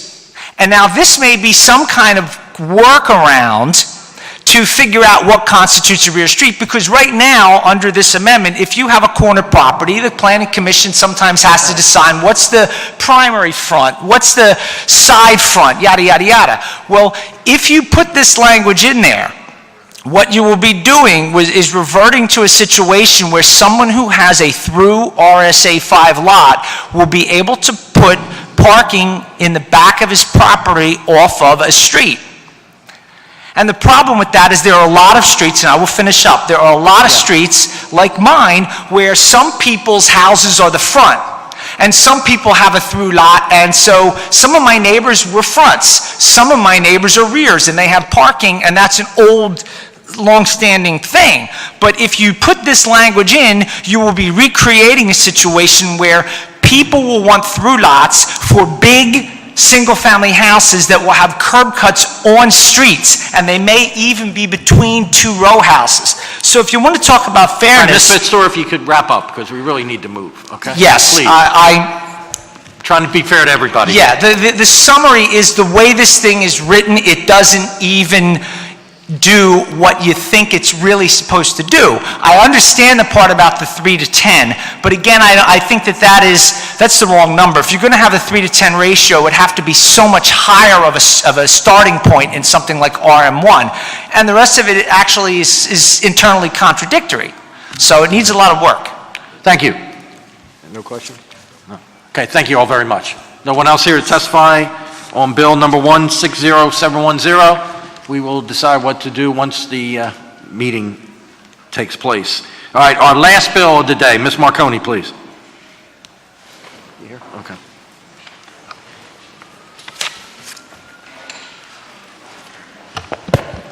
Bill number 180286, an ordinance to amend the Philadelphia zoning maps by changing the zoning designations of certain areas of land located within area bounded by Girard Avenue, Broad Street, Fairmount Avenue, and Corinthian Street, all under certain terms and conditions. Okay, Mr. Gregorski, before you start, how many people are here to testify? Okay, what we got, about, let me put it this way, how many are here in support? Okay, that's one group, and opposition? All right, that looks like basically a paddle each, so I'm just trying to get a feel so we can move, because we have another hearing scheduled here. Mr. Gregorski, please. Good morning, Councilman Greenlee, members of the Rules Committee. I'm Marty Gregorski with the Philadelphia City Planning Commission, here to testify on Bill number 180286, which was introduced in the City Council on April 5th of this year by Councilmember Greenlee for Council President Clark. This bill comprehensively remaps the Francisville neighborhood according to the goals and objectives of the Philadelphia 2035 Central District Plan. The following goals guided the development of this remapping bill. Remap the majority of homes that are single-family, mostly west of 17th Street, to RSA 5, residential single-family attached. Concentrate commercial mixed use on Ridge Avenue, Fairmount Avenue, and Broad Street. Remap all IRMX, industrial residential mixed-use zoning in this area bounded by Poplar Street, Carlisle Street, Brown Street, and 15th Street to RM1, residential multifamily. After testimony from members of the Spring Garden Civic Association, the United Francisville Civic Association, and staff from the Council President's Office, the Commission and the PCPC staff agreed to amend the bill so that commercial parcels on Fairmount Avenue zoned CMX2 commercial mixed use rather than the originally proposed CMX 2.5 commercial mixed use, which permits taller buildings and more density. The City Planning Commission at its meeting of April 17th of this year recommended Bill number 180286 with amendments for approval, and I'd be happy to answer any questions. Sorry, thank you. Just real quick question, I know we got witnesses here. I think there's some feeling that this is like doing away with all multifamily dwelling. There's still a lot of multifamily dwelling that will still be available in Francisville, correct? Right, I heard that and I took a look at the bill itself. If you look at zoning bills, there's a page of text and then a bunch of maps. The B maps, so B1 through B whatever, are the proposed maps. If you take a look at those B maps, there are hundreds and hundreds of properties that are still going to remain zoned RM1. Mm-hmm. Okay, all right, yeah, because I think we make that clear. There seems to be that perception out there that there certainly are more RSA single-family dwelling, and aren't a lot of them on properties that are actually, even though they might be zoned multifamily right now, they're actually being used single-family? Is that right? Right, that can happen, and generally we take those blocks and we make them residential single-family to protect those other neighbors. Okay, and last question, and in any of those properties, that if people wanted to try to go back to a duplex, they always have the right to go to the zoning board, correct? Correct, yes. Correct, okay, thank you. Any questions for Mr. Gregorski on this? Okay, seeing none. You know what, Noah, call Penny Giles, and then I'll see who's with her. Okay, just call her. Penelope Giles. Do you have particular people with you, Ms. Giles? Or, pardon me? No, you're all by yourself? Okay. Well, all right. Then we'll call two more names, Ms. Marconi. All right, so good morning. Wait a minute, hold. Call two more names. Ken Pugh and Susan Stolting. Susan, why don't you come up? I didn't see Ken. I don't know if he got down here. Okay, one more name, please, so we can keep it moving. Kathy Nixon. We got Kathy now? Okay, very good. All right, Ms. Giles, please start. Please identify yourself and proceed. Okay, good morning. Penelope Giles, Francisville, born and raised in Francisville, long-term resident, and also the founder and executive director of the Francisville Neighborhood Development Corporation. I am going to not testify at this time. There's a lot of people who are being impacted very negatively by this, and I would like to step aside and allow them to speak. Whoever you decide to put in my place is fine with me. Okay. If there's time afterwards, I will speak. Okay, all right. Well, since we called both these witnesses, we're going to have them speak, and then we'll go back. We'll try to keep this balanced out so we hear both sides here. Ms. Nixon, if you'd like to go first, please identify yourself and proceed. Yes. Good morning, Councilman Greenleaf and members of the Rules Committee. My name is Kathy Harper Nixon. I've lived at 810 North 20th Street in Francisville section of Philadelphia. I'm fortunate enough to live in the home that my parents took me home to when I left the hospital as an infant. My parents and I lived on the first floor with my aunts and uncles living on the upper 2 floors. I can remember taking walks with my parents in the neighborhood. I can still walk down the streets and see and know where laundromats were, corner stores were, barber shops, the Acme supermarket at Fairmount and 20th. I remembered working families living in the apartment buildings in the 700 block of North 20th Street. I also remember when the slumlords took over and those families had to move because those houses were in such disrepair. I remember when my father was diagnosed with Lou Gehrig's disease in 1972. And he said, don't sell this house. The neighborhood will change. It will redevelop. And he was right. In the 1980s, single-family homes were built in the 700 block of North 20th Street to stabilize the community. You know what? It worked. It's now the 2010s, and we are in an era of repeating our past, except it's worse. The buildings that are going up in the 700 block dwarf the buildings that were there pre-1970. In the 1970s, there were three-story apartment buildings where you had 3 to 4 families living in those buildings. The complex that is proposed to be built on my block is going to be, they're proposing a 14-family unit in the 800 block of North 20th Street. That means possibly an additional 28 parking spaces that do not exist. A complex this size also doesn't look like the other structures on our block. There is an impact on the water and sewer system, and I'd like to ask council members, what's the impact on the power grid? What's the impact on other environmental resources and the quality of life factors when a unit this size goes up? Although our homes are listed as multifamily dwellings, they are comprised of units of single families, sometimes multi-generational. What will my neighborhood look like in 20 to 30 years? Will we be back to the slumlord era? How will this impact the city real estate tax base?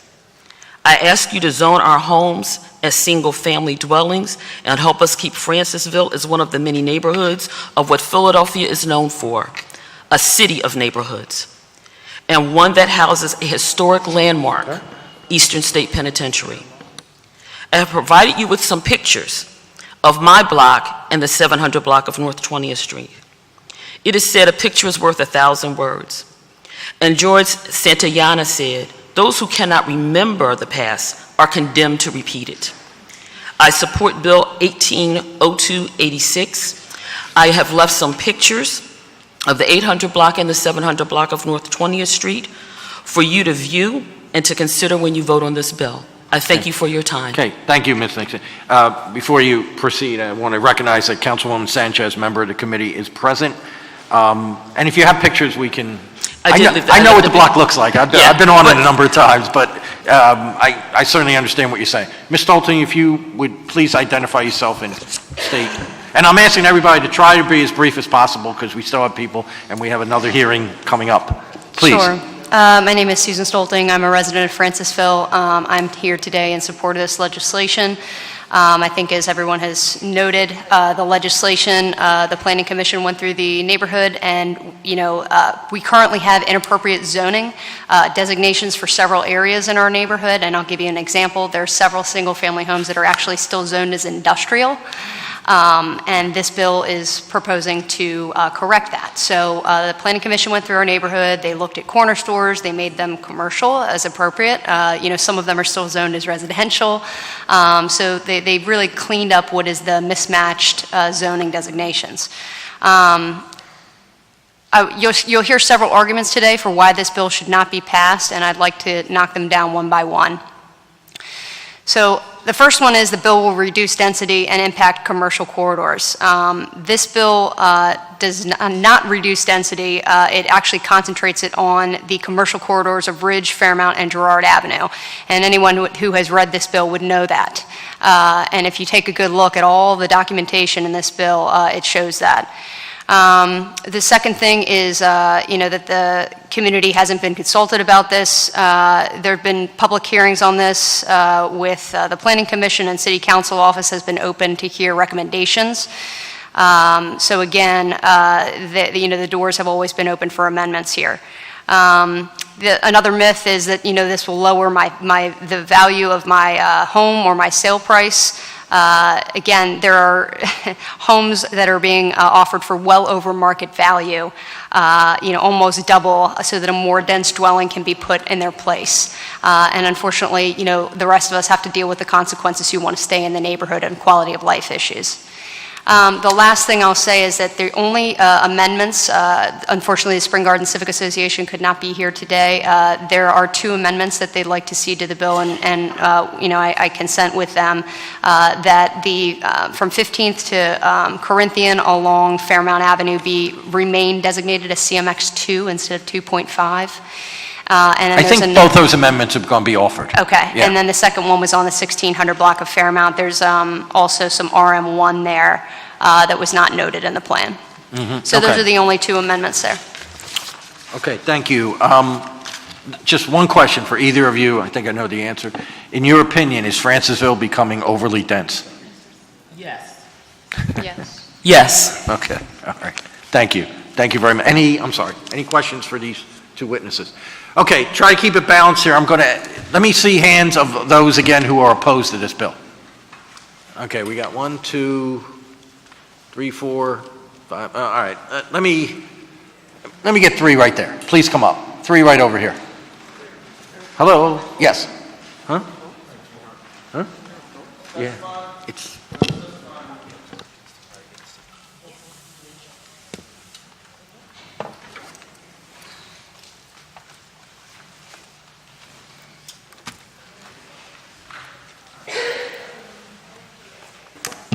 Good afternoon, I think it is now. Well, not quite. If you could identify, I'm just asking again, everybody to try to be brief so we can get to everybody that would like to speak. Please speak right into the microphone, identify yourself, and state your comments there, please. Good morning. My name is Rose Daniels. I live in the Francisville area. I live specifically in the 700 block of North 20th Street, bounded by Brown and Fairmount.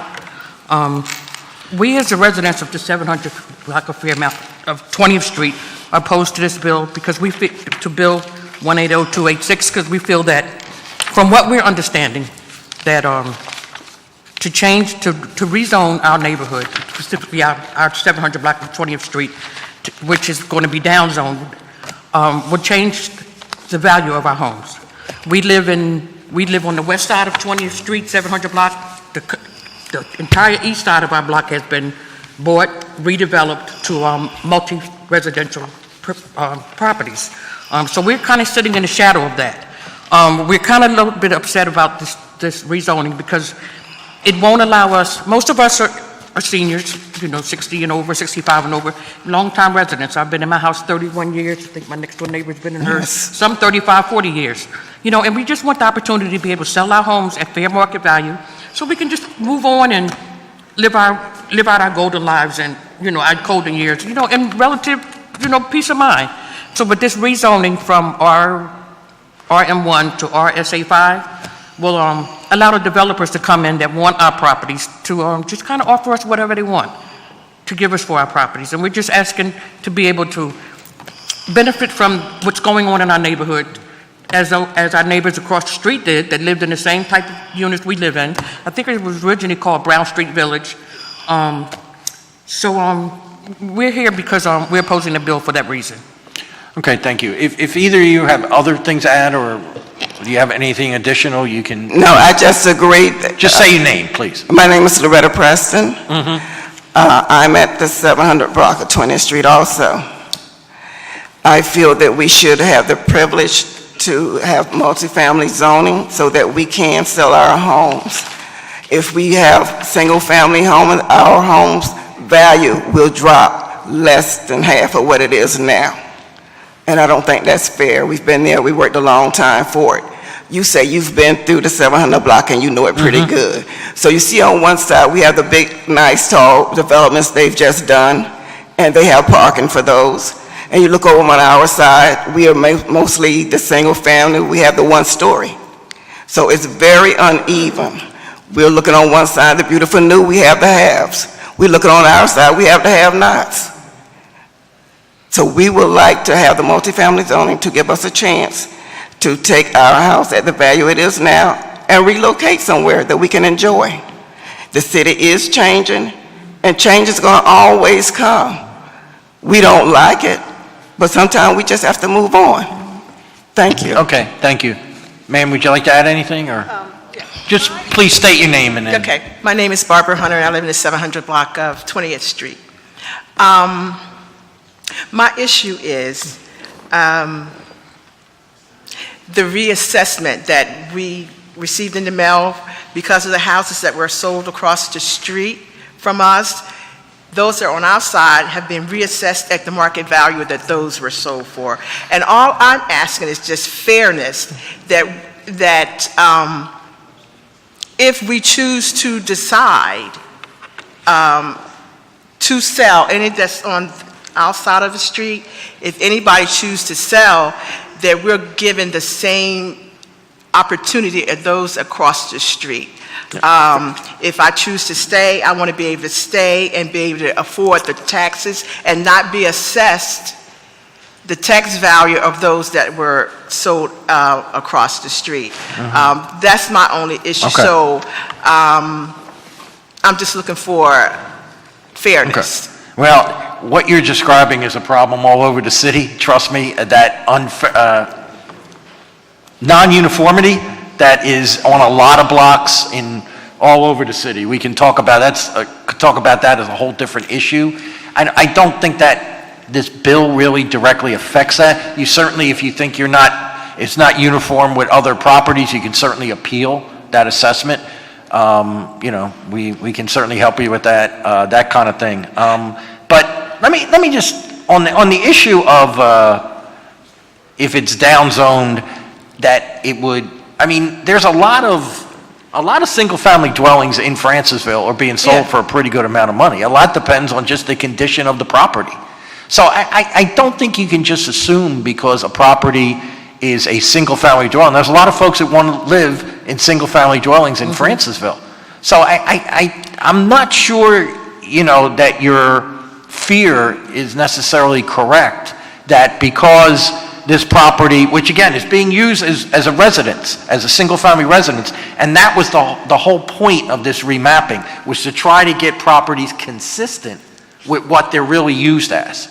So, I mean, we can't go backwards. We can't deal with those people that sold before. We just have to look at the present and then look in best we can for the future. But I guess the point I'm trying to make is that if these properties, if you and other people keep selling multifamily dwellings, that density problem, which I hear from a whole lot of people, you heard from a couple people already, is just going to keep increasing. And we're trying to, like we did on the last bill, try to find a balance here.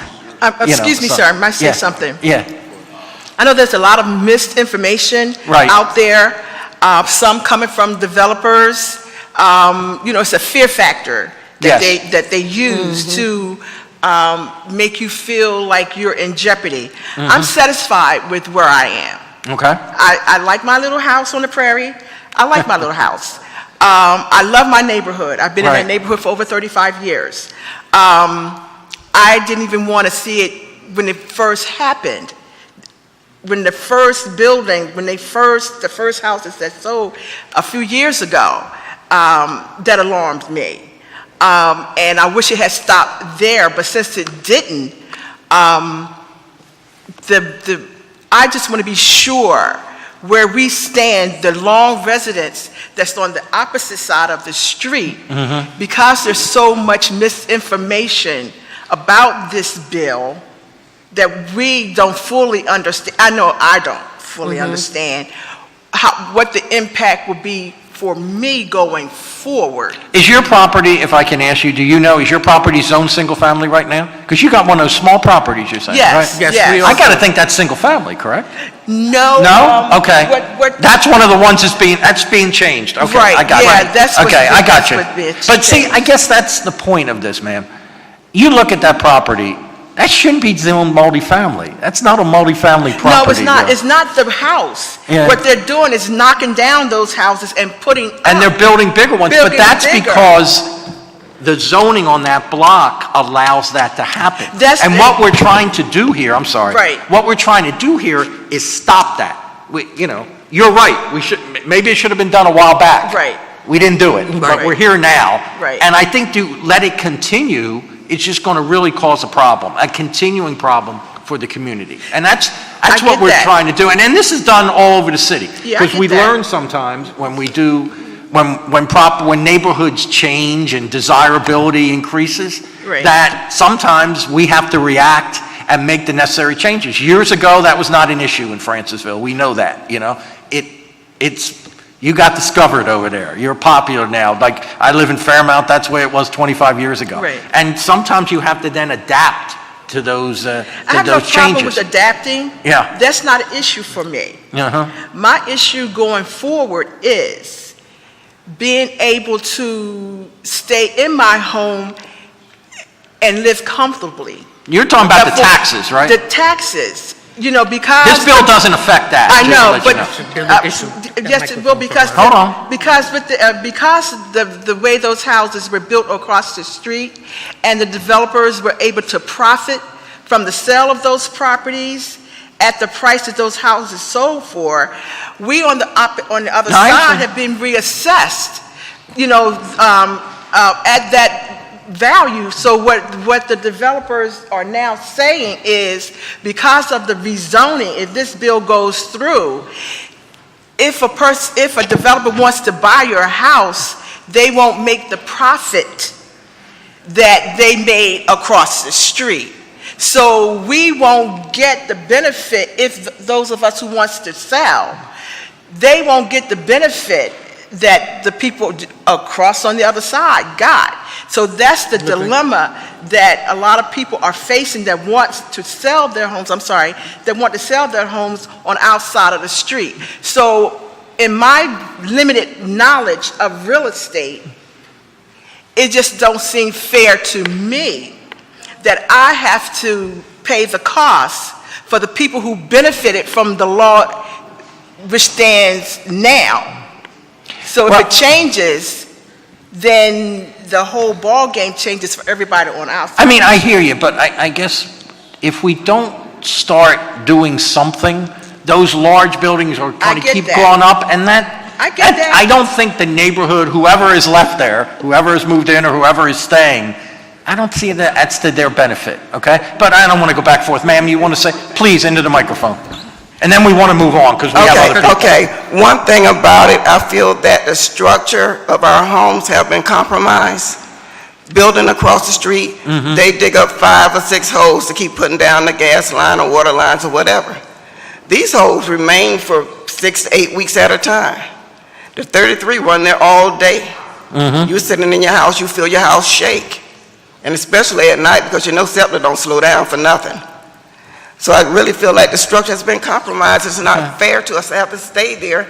And what if something do develop? We're stuck in a house, the structure's bad. We can't sell it for enough money to move into a different area.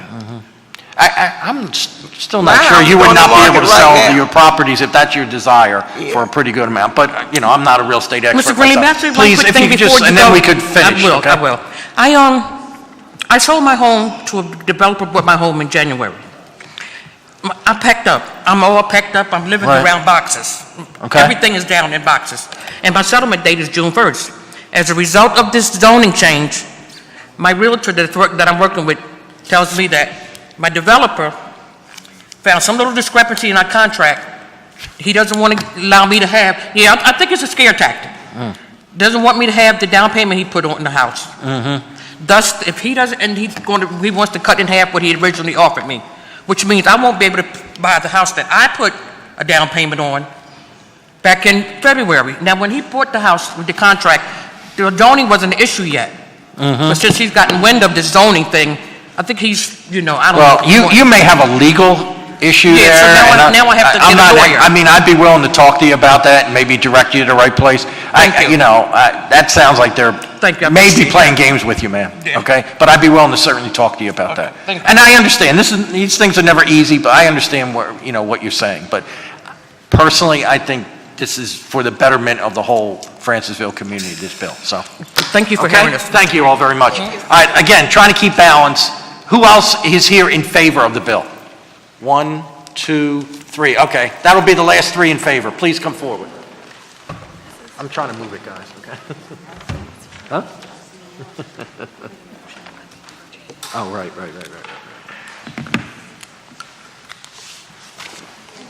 Yeah. Okay, again, try to be brief, please. Whoever would like to start, please identify yourself and proceed. And let me just say, and how many other people are here that want to say something against the bill? 1, 2, 3, 4. Okay, not too bad. Okay, please. Hi, my name is Lorelei Gauss. Good afternoon, ladies and gentlemen. Thank you for introducing this bill and allowing the affected residents to voice their opinions at this hearing. I'm a resident of North Capitol Street, map A and B8 in your bill, and have been in the neighborhood for a relatively brief amount of time, but it is now where I proudly call home. I love my neighborhood and my neighbors, both the new residents and the longtime residents, and I've enjoyed seeing the development of the Francisville neighborhood and new residents discovering this wonderful place. That being said, I'm concerned with the recent trend of converting these single-family units into multifamily residences. I'm not an opponent to development. Development's a natural part of any city and real estate at large, but I think it needs to be done responsibly. And I'm very grateful that this bill has been introduced to try and help mitigate some of these irresponsible trends that I've been seeing. So your question earlier about saturation in the neighborhood, I firmly believe that the Francisville neighborhood has reached peak saturation, particularly when you consider the seasonal influx of visitors that we have for our neighbor to the west, the Eastern State Penitentiary. During the fall months, parking is much more at a premium than it is normally. It's almost impossible to find a space for the local residents, and by increasing the density, it's just going to make the problem so much worse. So as the previous bill that was introduced, let's try and stop this problem right now and be responsible in promoting development and making this a livable neighborhood for all residents. Thank you. Okay, thank you very much. Ma'am, please, right in the microphone. Hello, Mr. Chairman. My name is Cheryl Little, and I am a long-term resident of Francisville. Been there since my parents bought in 1950. And I support this legislation. Our neighborhood is dense as it is, and we need to look forward into how to minimize the density of our community as it relates to our neighborhood. We want to promote the growth of our educational system, H. Martin. We also want to promote the things that we have available in our community. I am concerned about the stress that this will put on the present utilities that we have. There has always also have been some issues with water pressure with the new construction that has gone up in the 700 block of 20th Street. There have been some issues with the power lines with PICO, with the new construction that has occurred. If we continue at the rate that we're going, every spot, every space, every inch of Francisville will be taken up. I think it is important that we once again focus on going forward. I understand the residents who may be impacted by this new legislation, but we have to start now to plan for the future and the future of our neighborhood and what our neighborhood wants to look like. And we cannot take up every inch and every spot with multifamily dwellings, and we need to think about single-family dwellings. Thank you, Mr. Chairman. Thank you, ma'am. Thank you. Please identify. Are you testifying too, or? I want to say one. Okay, well, please, go ahead. Good morning, Chairman Greenlee, Vice Chairman Squilla, and members of the Rules Committee. My name is Megan Grimm, and I'm here today in favor of Resolution 180286, which affects zoning designation in Francisville, where I have been a resident with my husband for the past 9 years. Together, we have purchased and lived in 2 separate homes in Francisville and are raising our small children here. I support this resolution because the properties in the neighborhood were intended for single-family homes, and I believe that the neighborhood would best be served if they stayed single-family homes or even the occasional duplexes. If we want our community to continue to thrive and our schools to improve, we need to encourage families to lay down long-term roots as opposed to short-term renters who have little vested interest in the long-term success of the neighborhood. We've heard arguments from the developers at our neighborhood meetings that for lots of those size in Francisville, if they were in another neighborhood in the city, they could and would be built 6-unit apartment buildings with no problem. However, historically, Francisville's lots have always been bigger than other areas of the city. The homes currently for sale in our neighborhood, by and large, reside on large lots that range from 1,200 to 1,400 square feet, the same as these properties that are now being turned into 6-unit or more duplex units. Single-family homes currently reside on these properties, so the argument that you could not build and sell a single-family home on a lot of that size is simply not true. I don't begrudge the developers and their desire to build these apartment buildings as they are trying to make the most of their investment, but their investment is not what is best for our community. The average cost per square foot in Francisville is $289, as opposed to the average cost for these properties, for these homes that are being essentially torn down, that are going for $400 a square foot. That is what needs to be affected by this resolution. That is a cost that is only affordable to a developer. The current zoning structure has inflated the value of these properties to a point where a regular family could not come in and afford to buy that home, even if they were going to put a single-family home on it or keep what is there.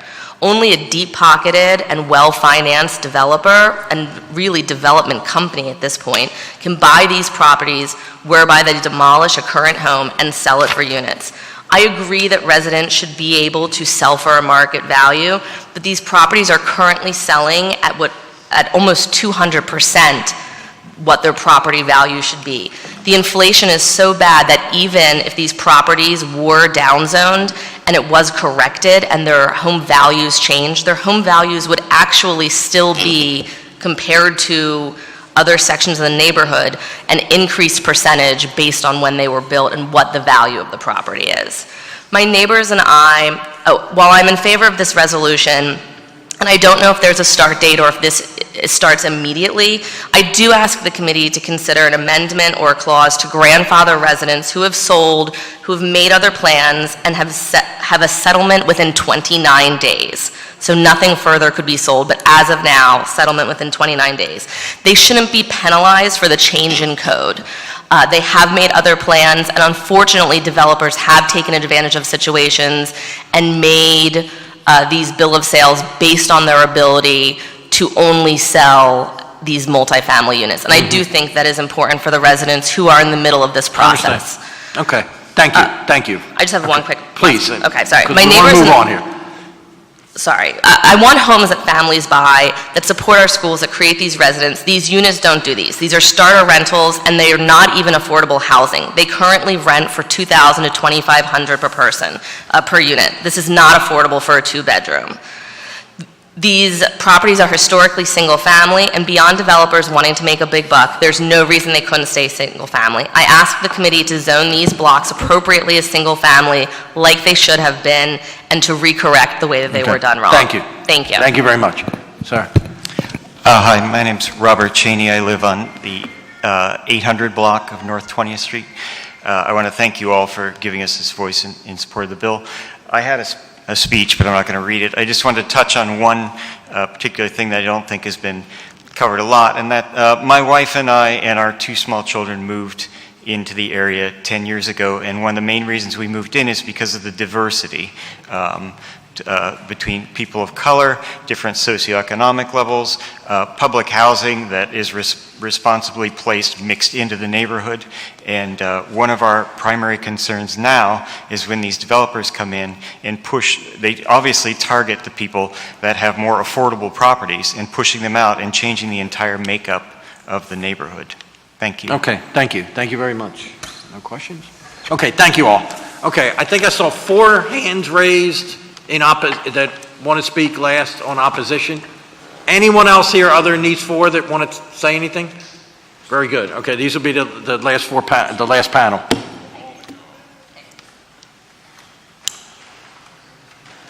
Huh? What? Yeah, he was on the last bill. He was the last bill. All right, whoever would like to go first. Again, try to please be brief so we can get finished here. Let me just put on record, I should have done this earlier. We had written testimony from a number of people, 9 in support and 1 opposed on this bill. Please. Thank you, Mr. Chairman, and members of the committee. My name is Seamus Brennan. I'm a renter, and I think I'd like to share the perspective of somebody who moved to Philadelphia because relative to other big cities on the East Coast, it's affordable. Real estate here is not New York, it's not DC. There's housing that everyday people can afford to buy and be homeowners. And I'm not there yet here, and my concern is that if we downzone areas like Francisville, that's not going to be an option for me in the future. It's a desirable area. I live in a rental just across the line into Fairmount, but close enough that I walk through there every day. And I'm sorry, you're south of Fairmount? No, I'm west of Francisville in Fairmount. In Fairmount, okay. Yeah. And my wife and I, we're expecting our first child. We're looking to buy sometime in the future, and if this bill passes and this area is downzoned, there's going to be a limit on the sort of ability to add new units. Ultimately, once all of the single-family lots are built out, you're going to hit a ceiling, and it's just going to set the stage for a bidding war, so that regular folks can't afford to buy these single-family homes. And it's got very similar amenities to the other side in Fairmount. You're going to start seeing single-family houses selling for $700,000, $800,000, where if you had a duplex, you might have 2 or 3-bedroom condos that sell for more like $500,000. That's still a lot of money, but it's something that 2 people working hard might be able to get to. So that's my concern, is that by downzoning to RSA, we're setting the stage in the future for a real shortage of housing in desirable areas and just a path to a bidding war. All right, thank you. Thank you. Whoever would like to go next, please. Again, I'm Michael Noda, Transportation Chair, 5th Square, and more relevantly to this bill, I'm a renter on the 900 block of North 15th Street. As you might expect, I'm a fierce opponent of these changes. I believe that downzoning would be a terrible blow to affordability. I believe that the assertion that the neighborhood is full is ahistorical. The population of Francisville in 1960, according to the census, was 14,500. It is currently around 8,000. But mostly, I'm just completely concerned at how this process has gone. For this neighborhood. I believe this neighborhood has been blindsided by this bill. I do not believe that we had a proper opportunity to come together as a community and be able to debate this bill among ourselves and decide what it is that we really would like to see coming from this process. And I don't believe we've had, and I don't believe that the tiny amount of time that we might have left is going to be sufficient. I would ask that this bill be held for a good period until we can we obviously have very loud voices on both sides of this issue, and we need to be able to have that fight between brothers and come to a new a new understanding of what our vision for the neighborhood is. Okay, thank you. Who would like to go next? My name is Alyssa Viscelli. I am a resident of Francisville. I live in a duplex, not on a commercial corridor. I own my unit in my duplex, and It's great. It's something that I would not have been able to afford. We're at a market rate single-family house. I was a renter in Francisville before I bought the unit in my duplex. I live on Folsom Street, and my part of Folsom Street was single-family row houses when it was originally developed in the early 1900s, and today it is mostly multifamily. And we have a very nice street. We have a great community. We have people who are involved and invested in the neighborhood. And we all live in multifamily buildings. Some of us are renters.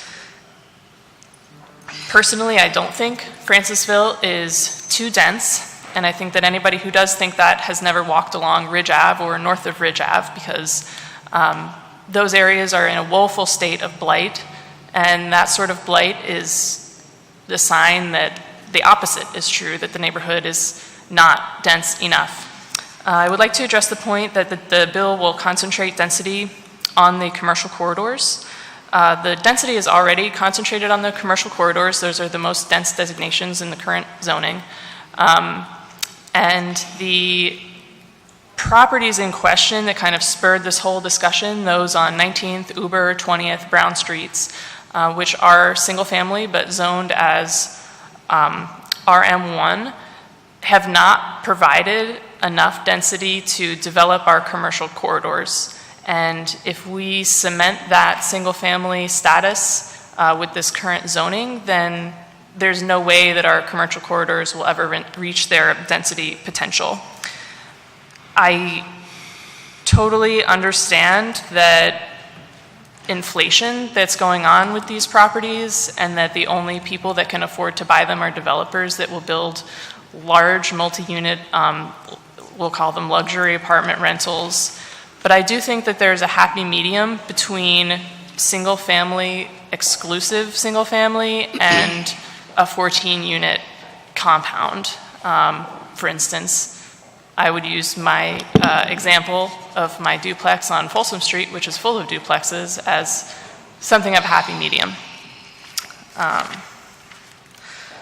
The vast majority of Francisville is single-family, and I just want to reiterate that these houses on these streets in question were developed in, as you know, we've heard, in the 70s and 80s, when Francisville was a blighted, hollow shell of its former bustling self. We just heard census numbers, 14,000 in the 1960s, down to 8,000 today.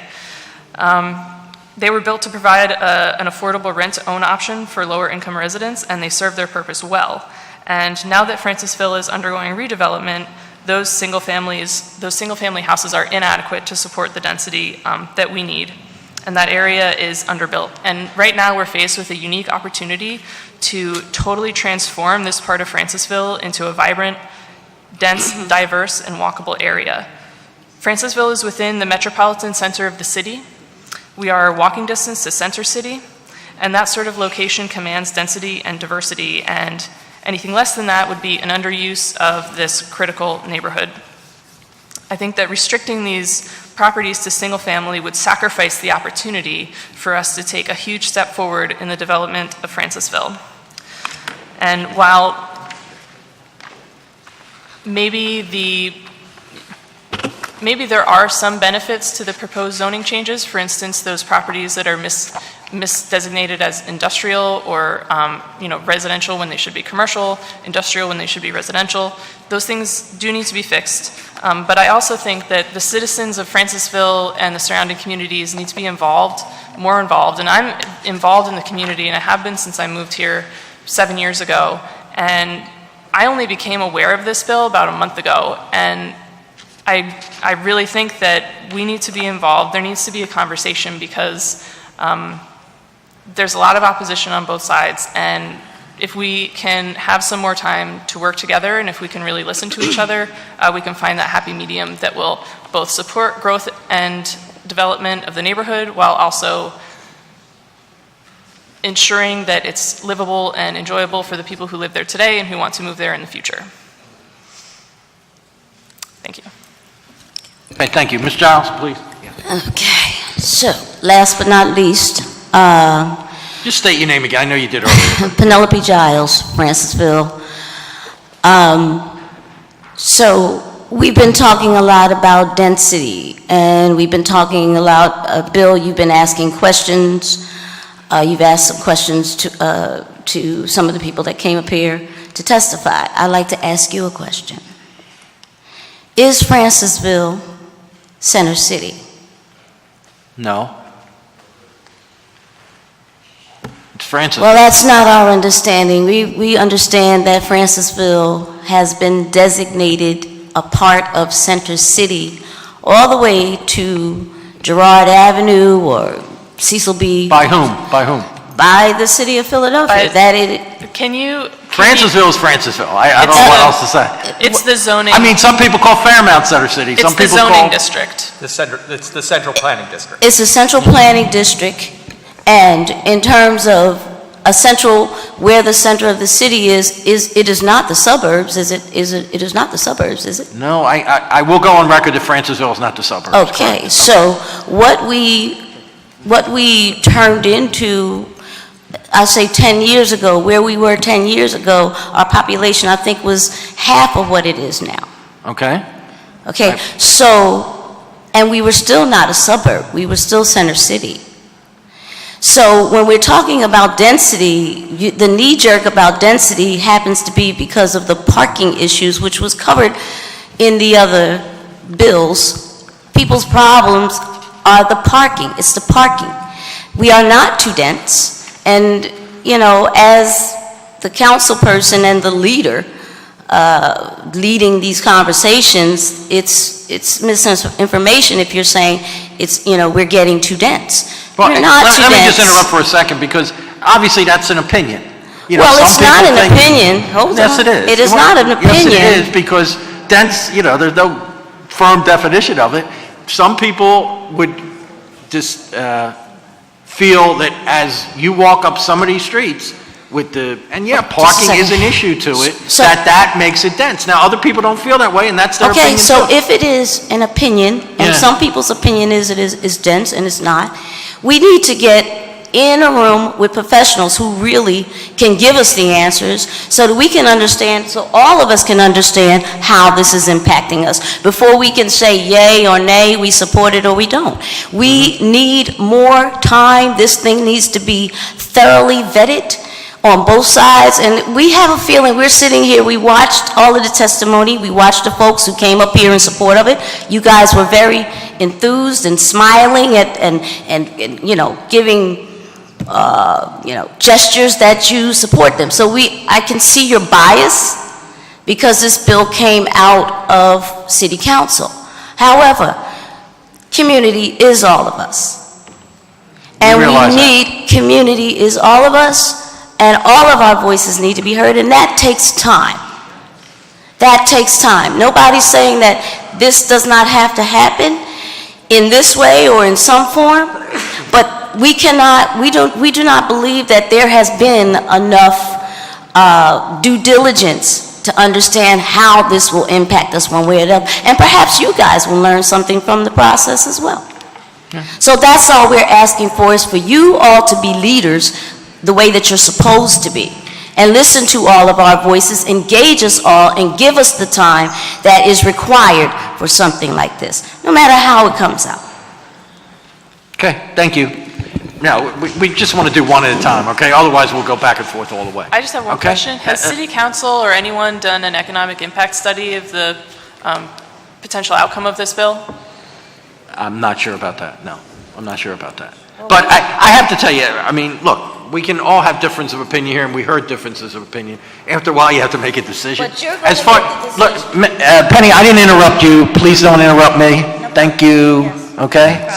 I guess my point is, first, they said have professionals involved. This was worked out with the City Planning Commission. So, I mean, you know, again, when you do things like this, we do remapping, it's not going to satisfy everybody, and I understand some people are not going to be happy with this. There's going to be other people that are going to be happy with this. You know, I mean, after a while, you have to make a decision. Now, you know, how long that takes, that's a difference of opinion too. But there is, I don't think that, in my opinion, from what I know about residential properties, I don't think just by making some of these properties single-family is going to be detrimental to the community. And there still will be a lot of rental properties in Francisville. It's not going to be a totally residential neighborhood. So again, we use the word balance all the time. This was what was attempted to be found here. And when you try to find balance, as some people think one way or the other, you didn't do it. But personally, I feel, and I think I know this neighborhood, you guys live there, I don't say I know it as well as you, but I think I know it pretty well, I've been over there a whole lot, is that I think they tried to find a balance here. We can always pick a parcel apart, but I think generally, we tried to find that balance, and some people are going to agree, we heard from them, some people are going to disagree, we're hearing from you guys. And after a while, we have to make a decision. Don't you think that based on what you've heard today, that there's actually a lot more uncertainty than you all initially thought? No, because I have heard what you guys are saying today. I've heard the opposition to it. I've heard the reason for it. I've heard the reason for the support of it. So to be honest with you, I'm not hearing anything today, at least because maybe I've been a little more involved in it because of where my position, but I've heard both issues on this, and again, after a while, you have to make a decision. One more question. Sir. Go ahead. So from you're saying that you feel that this bill has been put forth to stem and to put a slowdown on the density. Correct. Yeah. Okay. All right. Sir, okay, one more, and then we gotta move on. Go ahead, please.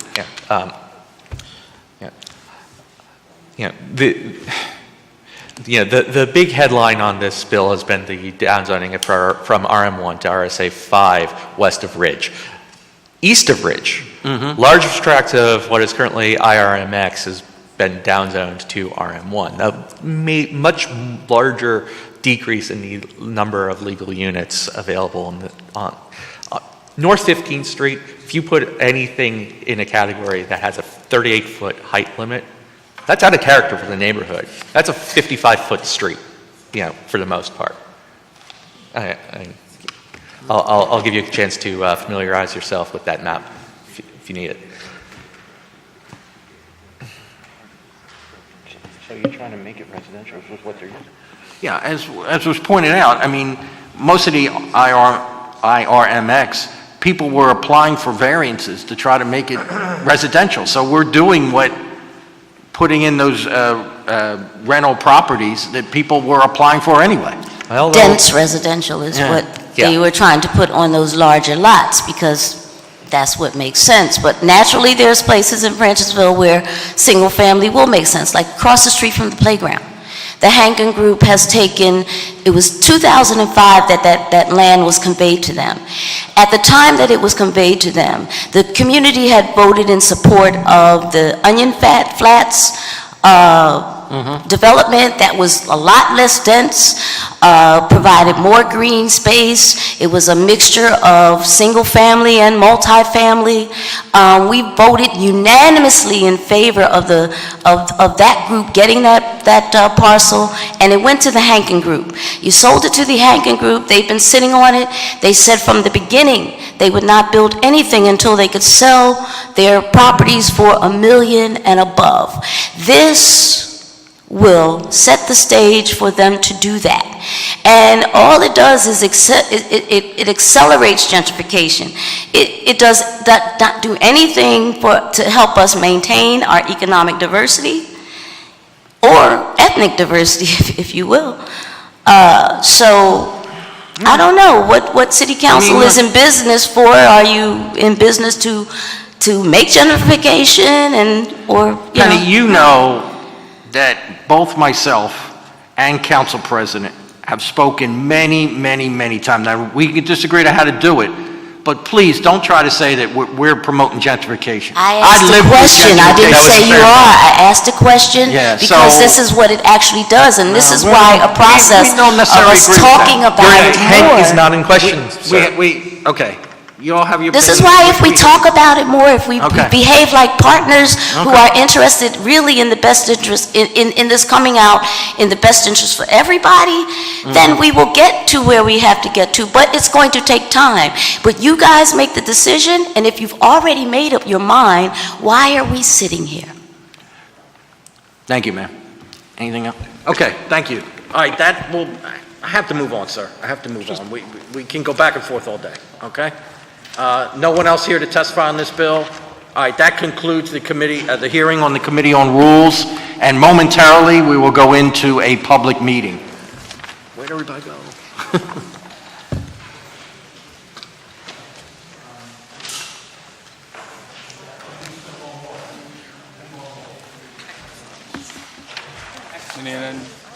Paper copies of testimony on... This is your copies? This is, yeah, 180286, and this is 160710. Okay, I'll make sure it's on there. All right, thank you.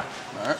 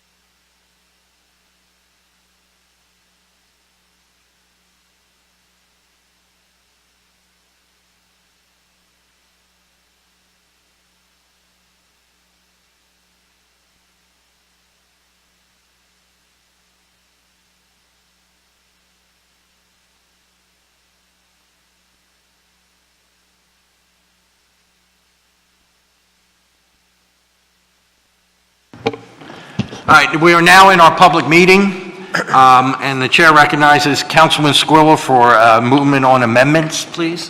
Thank you, Mr. Chairman. I move that amendment to Bill number 180015, 160710, and 180286 be amended.